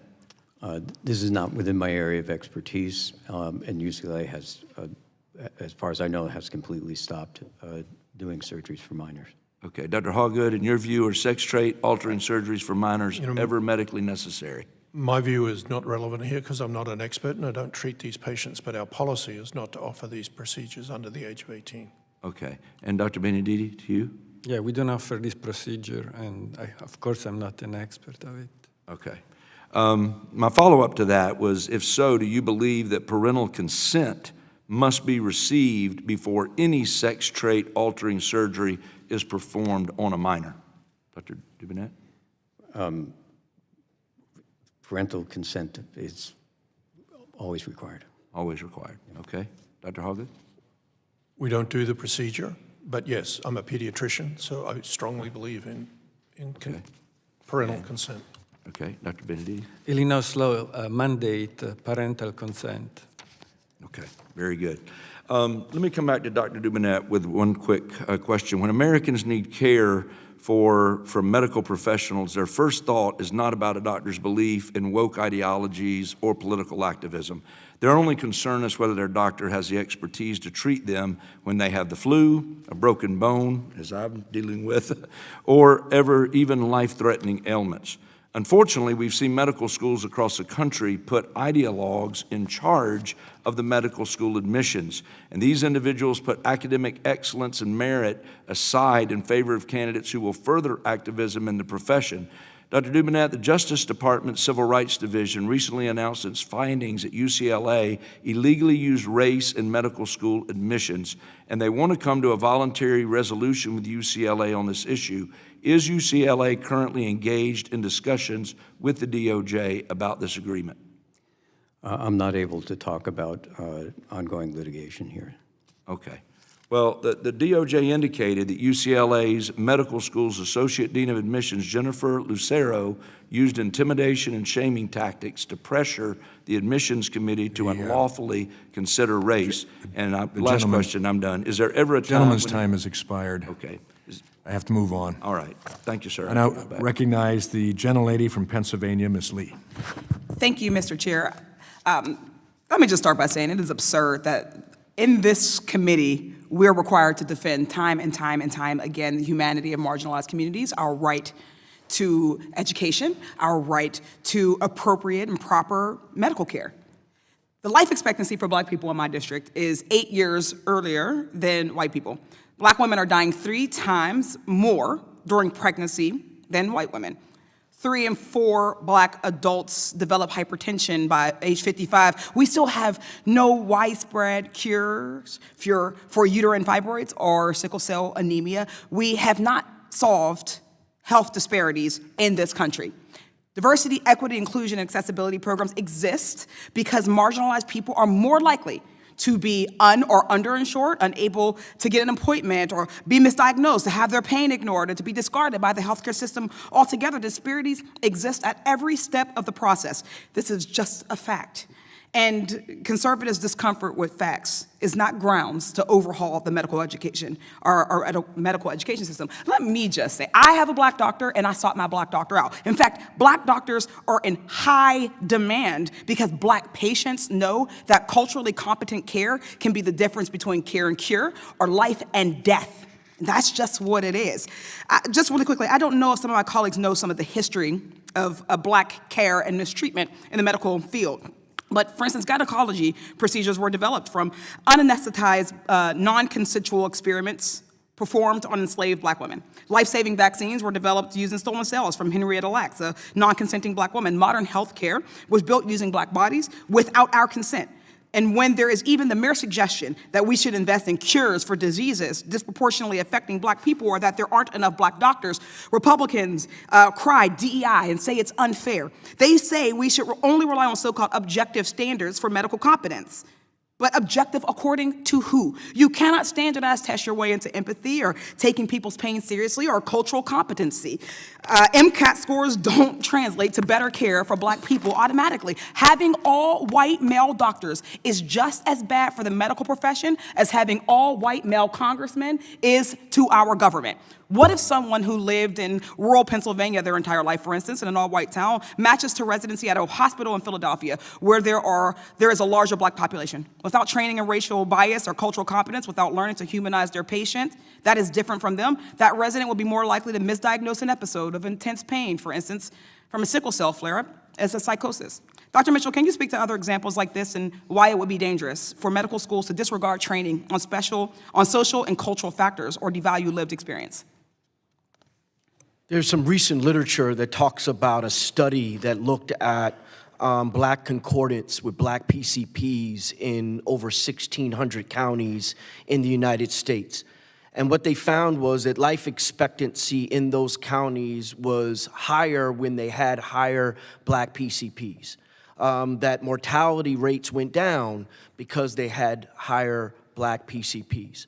I went to medical school in New Jersey, in Newark, New Jersey, and I sat next to a diverse group of individuals. And I'll tell you, they learned just as much from me and my lived experience and how to treat the patients in Newark as I learned from them and their experiences. Diverse workforce and admissions to medical schools creates a better system for this country.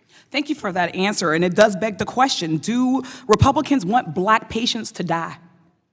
Do we want women to die? Do we want trans kids to die?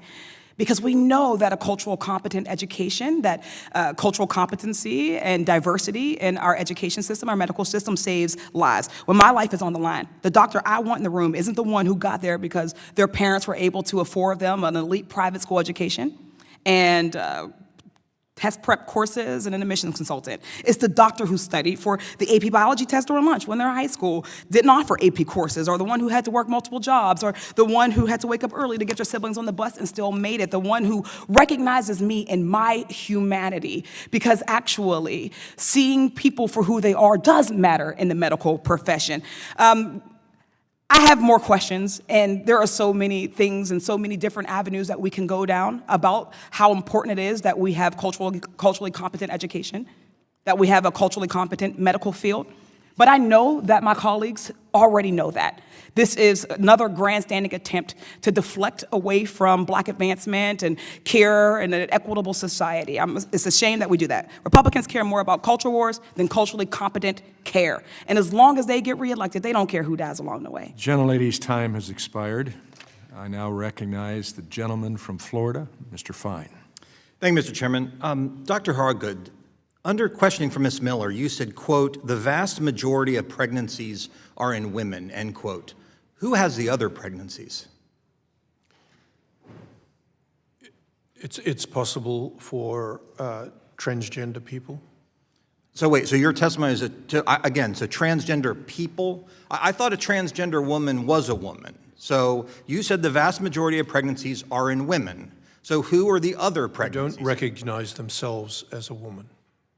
What? You heard what I said. They don't transgender. So there are people who are pregnant, who are. Just use your made-up language. Transgender. Who are the other people who are pregnant in your kooky worldview? You said the vast majority of pregnancies are in women. Who are the other pregnancies in? A transgender person. A transgender person. Okay, so if you don't even understand this, by the way, the answer I presume in your kooky language would be a transgender man. I don't know why you won't just admit that. Why won't you just say because a transgender woman would be a man who's pretending to be a woman. So why won't you even say the truth in your own screwed up view of the world, that the other pregnancies are transgender men? Why won't you just say that? I'm happy to say that. Okay, so say it. Transgender men. Transgender men get pregnant. That is your view. So, okay, that's insane. Dr. Dubinett, I want to remind, we learned last committee hearing lying under oath or lying while in Congress is against the law, so I'd point that out before I ask you these questions. Do you think that people dying in the name of DEI is okay? What do you mean by dying in the name of DEI? If instituting DEI leads to people dying, is that okay? I'm going to assume your answer is no. This is an opinion question. Is it okay to kill people because we're so determined to be diverse that we take unqualified people and we put them into our institutions? Is that okay? Wait, I take exception to the premise. All right, well, then I'm going to move on. You said that it is against the law to use race as a form of admissions at your institution, correct? In the state of California. Okay. And you also said it's your policy that you don't take race into consideration in your admissions, correct? As far as I know, I'm not directly involved with that. So how would you explain in 2023 two races of students at your school had 3.8 GPAs when they got in, or in the 88th percentile in terms of their MCAT scores, and 2 other races of students are 20 basis points behind and 20 points behind 68th percentile in their MCAT scores. How can you explain that if race isn't taken into account? Sir, you've concluded causality between 2 sets of facts, and I don't think we can do that. Well, I'm asking what other factors could it be then? I'm asking for an explanation. Why would one group of people have dramatically lower MCAT scores and GPAs than another group of people, yet they're all admitted if you have a race-blind admissions policy? How could that happen? Because there are a number of other factors that are involved. So are you aware that Jennifer Lucero has been accused by other people in the admissions department for pushing unqualified minority candidates to diversify the school? Have you heard these claims? I will not be discussing things that are under current litigation. Have you heard the claim? And I will not be discussing individual faculty or students. I just asked if you've heard the claim, not an opinion on. Have you heard the claim? I presume the answer to that is yes. Would it concern you if the claim were true? Not asking you whether it is or not. Would that concern you if the claim were true? I'm not discussing individual. Okay, so faculty. you're going to come here and not answer our questions. Look, last question I'll have to you is this. At your institution, in another class that you have right now, after you changed everything because of the previous baloney class, you've got race, science, and hate, the case for anti-Semitism. Students appear to be taught that the birth of anti-Semitism was relatively recent, happening only 200 years ago. Do you agree with that? Is anti-Semitism a recent phenomenon or something that, of course, lasted is a long not time? true. Okay, good. Thank you for saying that. And do all of you, final question, agree as it relates to anti-Semitism, your institutions need to do a lot better job moving forward than they have in the past? I'll ask you, Dr. Dubinett, yes or no? We're doing a lot in the area of anti-Semitism, and we better now. We stand against anti-Semitism strongly. And as I said in my opening statement, these issues I take very personally, as that all of the issues resonate with me personally, and that my family, not all of my family, escaped Europe during the Holocaust. I understand. And I'm out of time, so I'm not going to ask the other two. Mr. Chairman, I yield back. Gentleman yields. I now recognize the gentleman from California, Mr. DeSaulnier. Thank you, Mr. Chairman. I want to tell the witnesses, particularly the 2 distinguished gentlemen from California, and as a Californian, how incredibly proud I am of you, all of you, but particularly the 2 of you in the institutions that you lead, having been to both of them, as somebody who's a survivor of stage 4 cancer and infections of MRSA and sepsis. I'm not supposed to be here, but I'm here because of Providence and because of the medical professionals who treated me through those challenges. And much of that research came from your researchers. So, Mr. Chairman, with the state of healthcare in this country, as the former chair of the Health Subcommittee and the future chair of we're 46th in life expectancy, but we have the most expensive healthcare system in the world. Average American spends $15,000, per capita expense for healthcare in the United States is $15,000 per American, and the health outcomes are the 46th out of developed countries. And amongst the most awful health expectancy and health comes amongst poor Americans of color. Is that not true, Dr. Hesworth? You have quoted the statistics as I know them correctly. Chancellor? I'm sorry. Go ahead. To the best of my knowledge, yes. So let's talk about what this administration's done. Why I don't understand why the majority is not having a hearing on what this administration's done between H.R. 1 and the budget to healthcare and healthcare research. I'm alive because of, as my colleagues know, because of research that started at DARPA, but also was added to by UCSF researchers that did blood work, including on HIV/AIDS, but for leukemia patients like myself. So, Chancellor Hawgood, what has the NIH cuts done to UCSF in the context also of, forgive me for this, but return on investment? Your website says that your foundation calculates that your research has basically a multiplier of 9 times out to the general public. UCSF or UCLA, you measure it on societal outcomes. Could you both speak to both of those things? Is what are these cuts and what are HR1 doing to all the good work you do as two of the premier research facilities in the world? Well, thank you for the question. We have enjoyed unparalleled support, bipartisan support from Congress for almost 80 years since the NIH was created following the Second World War. That's allowed us to make unprecedented advances in the medical sciences. We have built one of the strongest medical research ecosystems in the world. The biotechnology industry spun out of UCSF and led to a revolution in new therapies for things like cancer and leukemia. One of our faculty received a prize this year for essentially curing the commonest cause of multiple sclerosis. So the partnership between the Congress, administration, and the great research universities of this country for the last 18 years has had a profound impact. We are concerned that that partnership is under threat. I've been to Washington multiple times in the last 2 years, and I really appreciate the bipartisan support for science that I have seen and received. I'm also relieved to see that the allocation of funds from the NIH this year is starting to catch up. Some of the administrative difficulties they've had earlier in the year, we are seeing catch up this year. I hope that the partnership between the great research universities of this country, Congress, and the administration will continue, because science is the future to attack the cost of medical care and the issues of where we rank in the world. In UCLA, one of the cuts most concerns me. I was down there recently and met with your staff to talk about the remarkable acute behavioral health center you're developing. Yes, as Dr. Hawgood mentioned, the importance of federal funding for biomedical research cannot be overstated.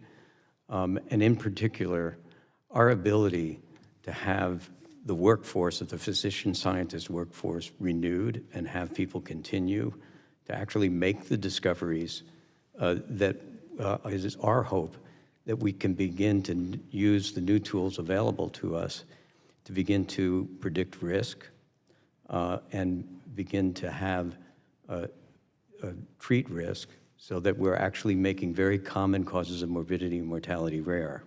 If I could interrupt you before the chairman gavels us down, I want to thank you all. But, Mr. Chairman, I also ask unanimous consent to enter into the record a letter to the committee from the San Francisco Hillel detailing UCSF's work to address anti-Semitism and UCLA's latest campus anti-Semitism report from the Anti-Defamation League, showing a grade of B. Thank you, Mr. Chairman. Without objection, it'll be entered. And point of personal privilege, I want to also say to my good friend from California, we are grateful to God and the wisdom given to medical science and research that you're still with us too.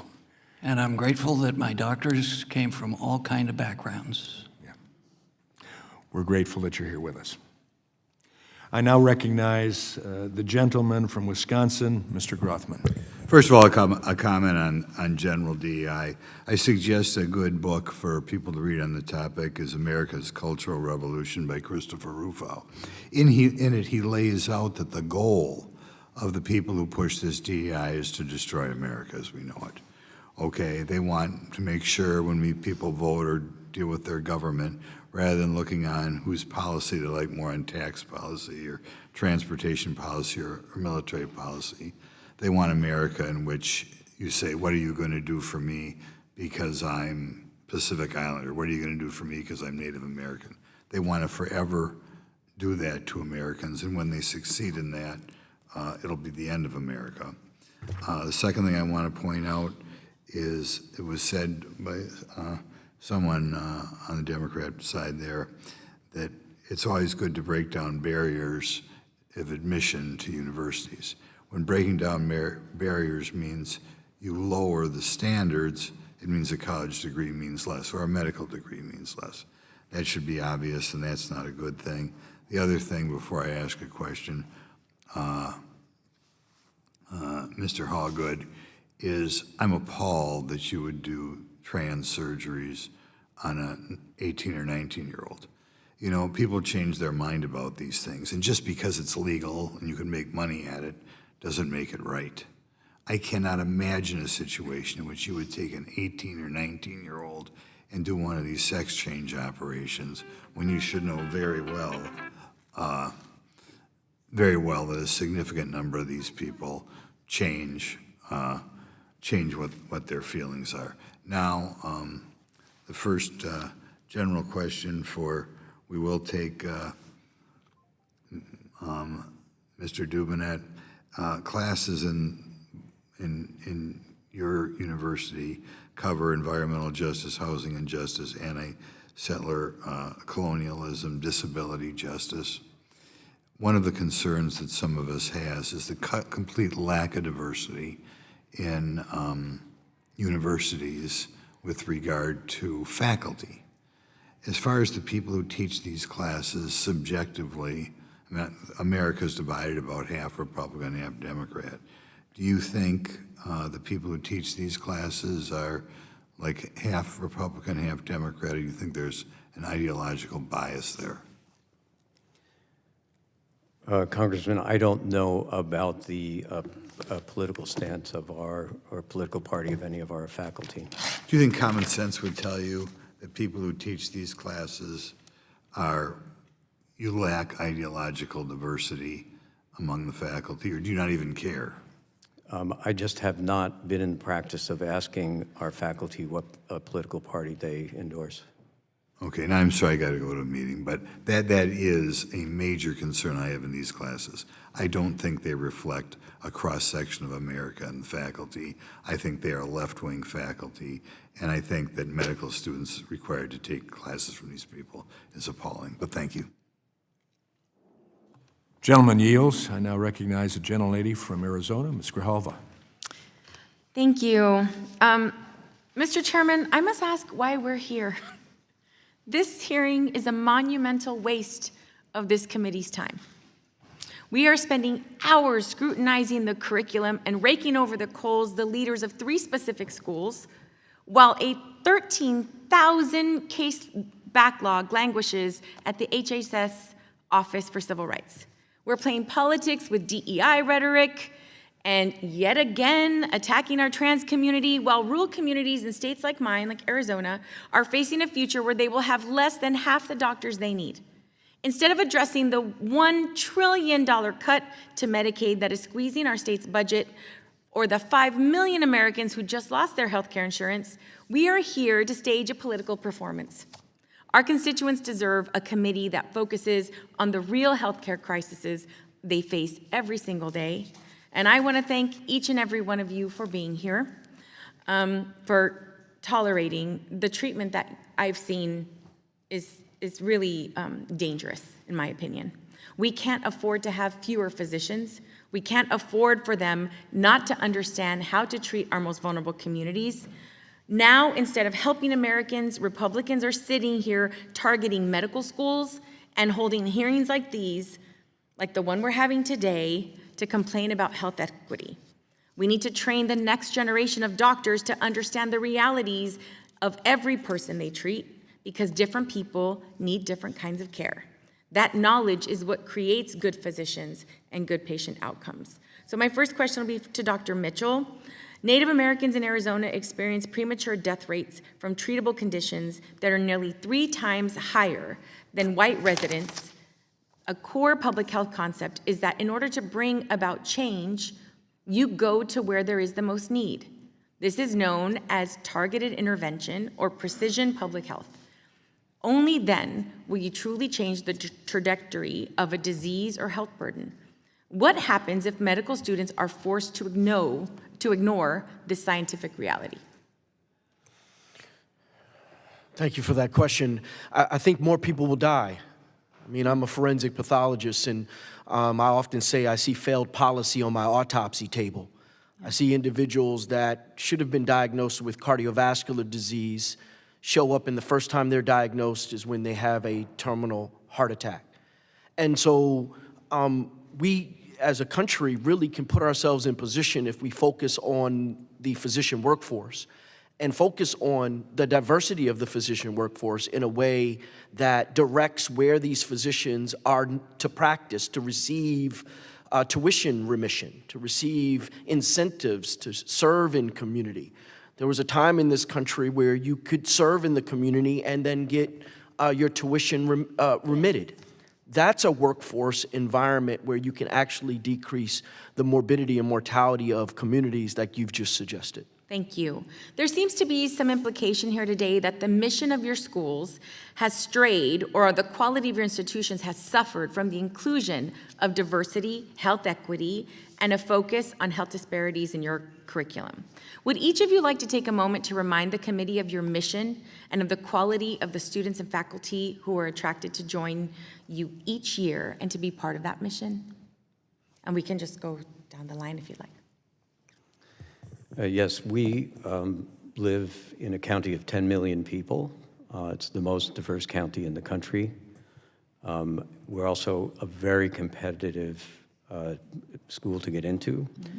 We have often over 12,000 applications for 170 positions. Our students participate in care not only in our university hospital, but also in the VA, and Venice Family Clinic, in the LA County Health System. So they're actually are taught amongst our diverse population. When they leave us, they go to the top residency programs in the country. Mm-hmm. Many of them come back to be on our faculty.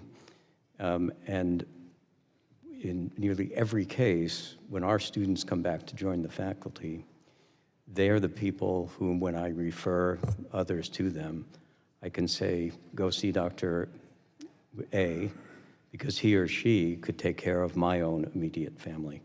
And so I think our track record of doing that and having training within the entirety of the Los Angeles region it creates a venue for having training that leads to an appreciation of the social determinants of health.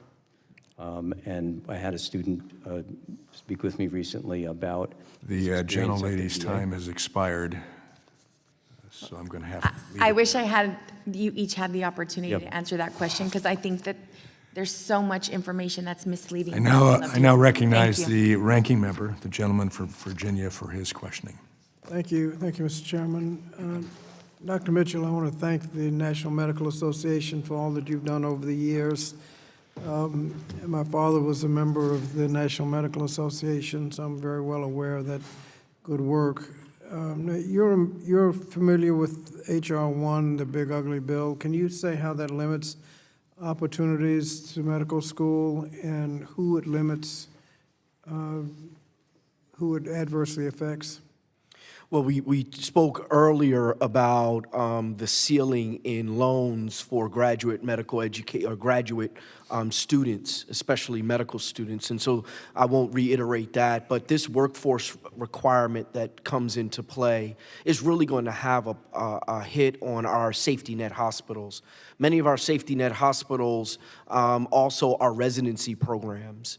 And those residency programs teach the next generation that are truly treating a diverse patient population. And so we worry about the stability of these hospitals that are training institutions across the country. Thank you. And I'd ask the three deans whether or not your all-state schools, is the likelihood of going into practice in an underserved area or going into in an area of shortage like primary care, should that be a factor in admissions?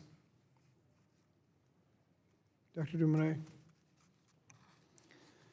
Well, we have programs that encourage participation, such as the PRIME program in California. Well, is the fact that someone is likely to go into an underserved area or go into an area of shortage, should that be considered in admissions? We have a holistic review process, and Some of those issues actually are discussed. Okay, Dr. Hawgood. We have two specific tracks in our medical school and therefore in our admissions process. First of all, you have to meet the merit-based requirement for admission to the overall school, but then within these tracks, we have one for students who have a propensity for what we call the urban underserved, and a second where we have just started a regional campus in the Central Valley that we call our San Joaquin Valley program that is designed to attract students interested in rural health. And Dr. Benedetti. We do have a program directed to rural medicine in the campus of Peoria, Rockford, and I'm pleased to inform that 75% of the graduates of this program do stay in rural America, of which 55% serve rural Illinois. So I believe it's an important program. I do believe that... Okay, I have some other questions I need to get to. You both put a lot of weight on the MCAT. It's my understanding that the MCAT is not a very good predictor of things like bedside manner, patient satisfaction, or even better patient outcome when practicing. Is that true? Yes, I'm aware of the research showing that, in fact, what the MCAT predicts is that these are students who can do well on subsequent standardized testing. That's standardized testing, but not patient outcome when they're practicing. I'm not aware of a research that shows a direct relationship. Dr. Hawgood. I think you're correct in that it's an imperfect measure. There is a certain MCAT score required to demonstrate the ability to get through medical school. Dr. Benedetti? Yeah. We use a lower limit to accept candidate, below which we do not interview candidates. Dr. Mitchell, can you say again why it's important to have a diverse faculty, particularly as it pertains to implicit bias? Well, diverse faculty is going to have to teach the medical students. And these medical students need a full array of experiences in ensuring that they are prepared to treat a full array of patients throughout the country. And so ensuring that physicians, whether they're faculty or students, are able to deal with their own implicit bias and have curriculum that's able to help people identify their own implicit bias is extremely important. And that doesn't happen in a monolith. It happens when you have diverse individuals around you that can bring different perspectives surrounding patient care and patient safety and quality. Thank you. Mr. Chairman, I ask unanimous consent to enter into the record a testimony from the NAACP Legal Defense and Education Fund showing the importance of DEI in medicine. Without objection and hearing none, it will be entered. You're back. The gentleman yields. I thank the panel for deliberating with us today. I now recognize the ranking member, the gentleman from Virginia, for his closing comments. Thank you, Mr. Chairman. And once again, I want to thank the witnesses for being with us today. The day's hearing made one thing clear, that discrimination should not be in our medical schools or our healthcare system, and that includes anti-Semitism. All students deserve to learn in environments where they can feel safe, respected, and supported, and every institution has a responsibility to ensure that they do. But addressing anti-Semitism cannot become an excuse to undermine the very principles that help create inclusive learning environments in the first place. Diversity, equity, and inclusion are not the cause of discrimination. They are part of the way we prepare the future physicians to recognize bias, treat patients with dignity, and provide the highest quality of care. Throughout today's hearing, we've heard concerns about the culture on our campuses. These concerns deserve to be taken seriously, but if we are serious about combating discrimination, we must also be serious about supporting institutions and responsible for enforcing civil rights. hollowing out the Department of Education's Office of Civil Rights, attacking education programs that teach future physicians about health disparities, and substituting oversight with political theater do not make students safer. We have a responsibility to not just score political points, we have to ensure that every student, including Jewish students, can pursue their education free from harassment and discrimination, and that every future physician graduates prepared to care for an increasingly diverse nation. Healthcare works best when every patient is treated with dignity and every student has the opportunity to learn in an environment built on respect. We should be strengthening those values, not weakening them. As we return for tomorrow for a markup, I hope that students, educators, and families who depend on these institutions are at the top of our mind. The choices we make in this committee matter. They will determine whether or not Congress stands behind institutions that protect students' civil rights and educational opportunities, or continues down the path that the administration's efforts to dismantle the Department of Education. So again, I want to thank our witnesses. They have reiterated the fact that if we do not have diverse education, diverse faculty, that can have even fatal effects on the provision of health care in America. So with that, Mr. Chairman, I yield back. I thank the gentleman. And again, I thank the panel for being here. It's been helpful to hear your answers. I think we've seen some encouraging statements. We've heard some discouraging statements as well.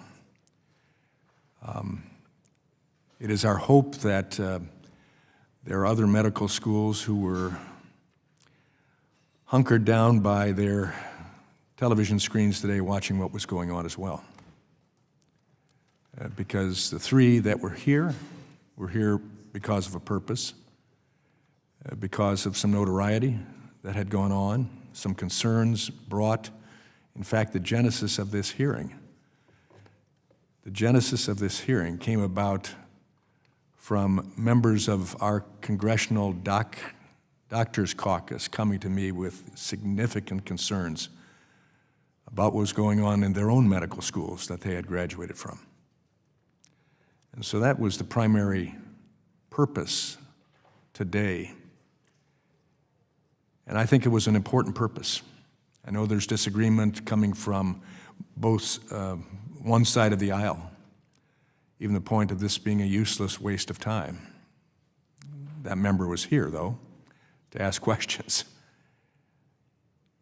It's our responsibility as stewards of taxpayer dollars to confront the widespread culture of discrimination and activist ideology that has taken over some of our most elite medical schools. My philosophy of oversight is to ensure that our federal dollars get spent in ways that advance the American project.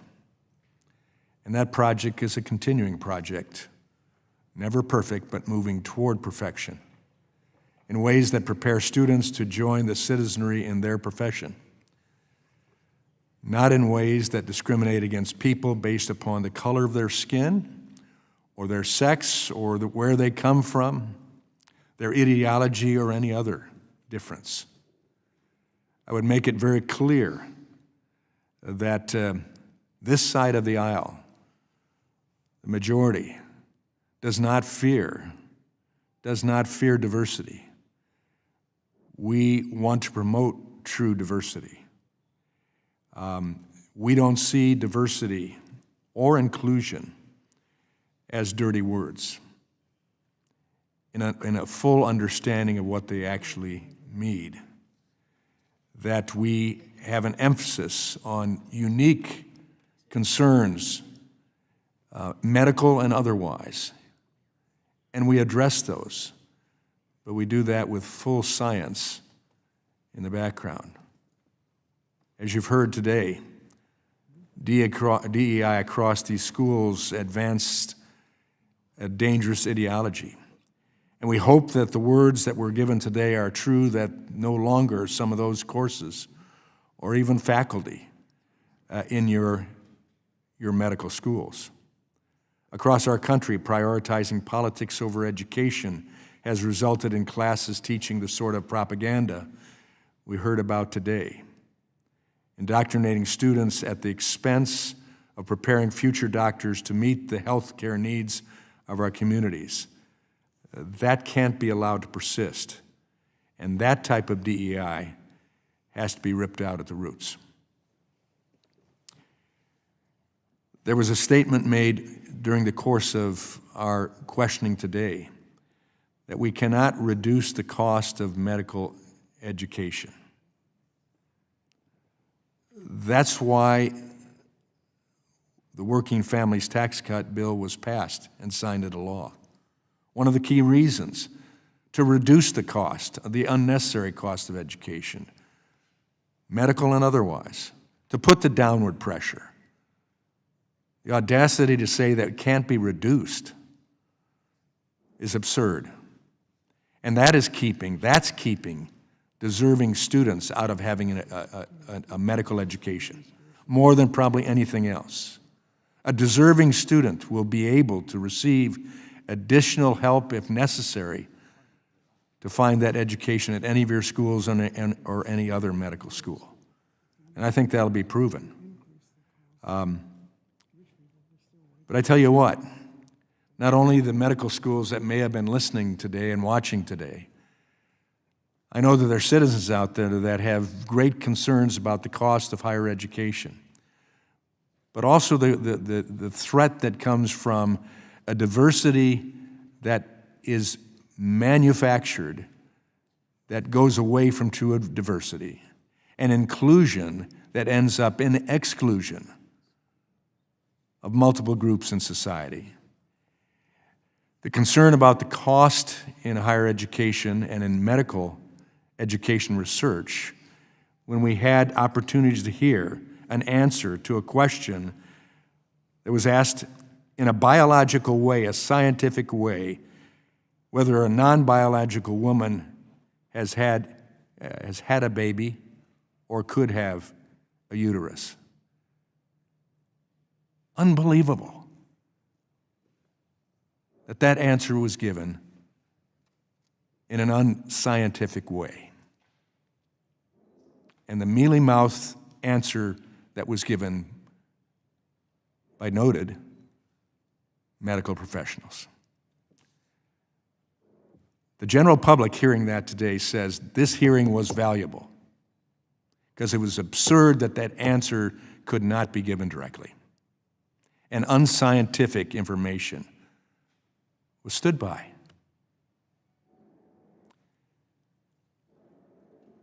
And so, we will continue trying to enhance the education in this country, a country that has the ability to have the best medicine in the world without being the most costly as well.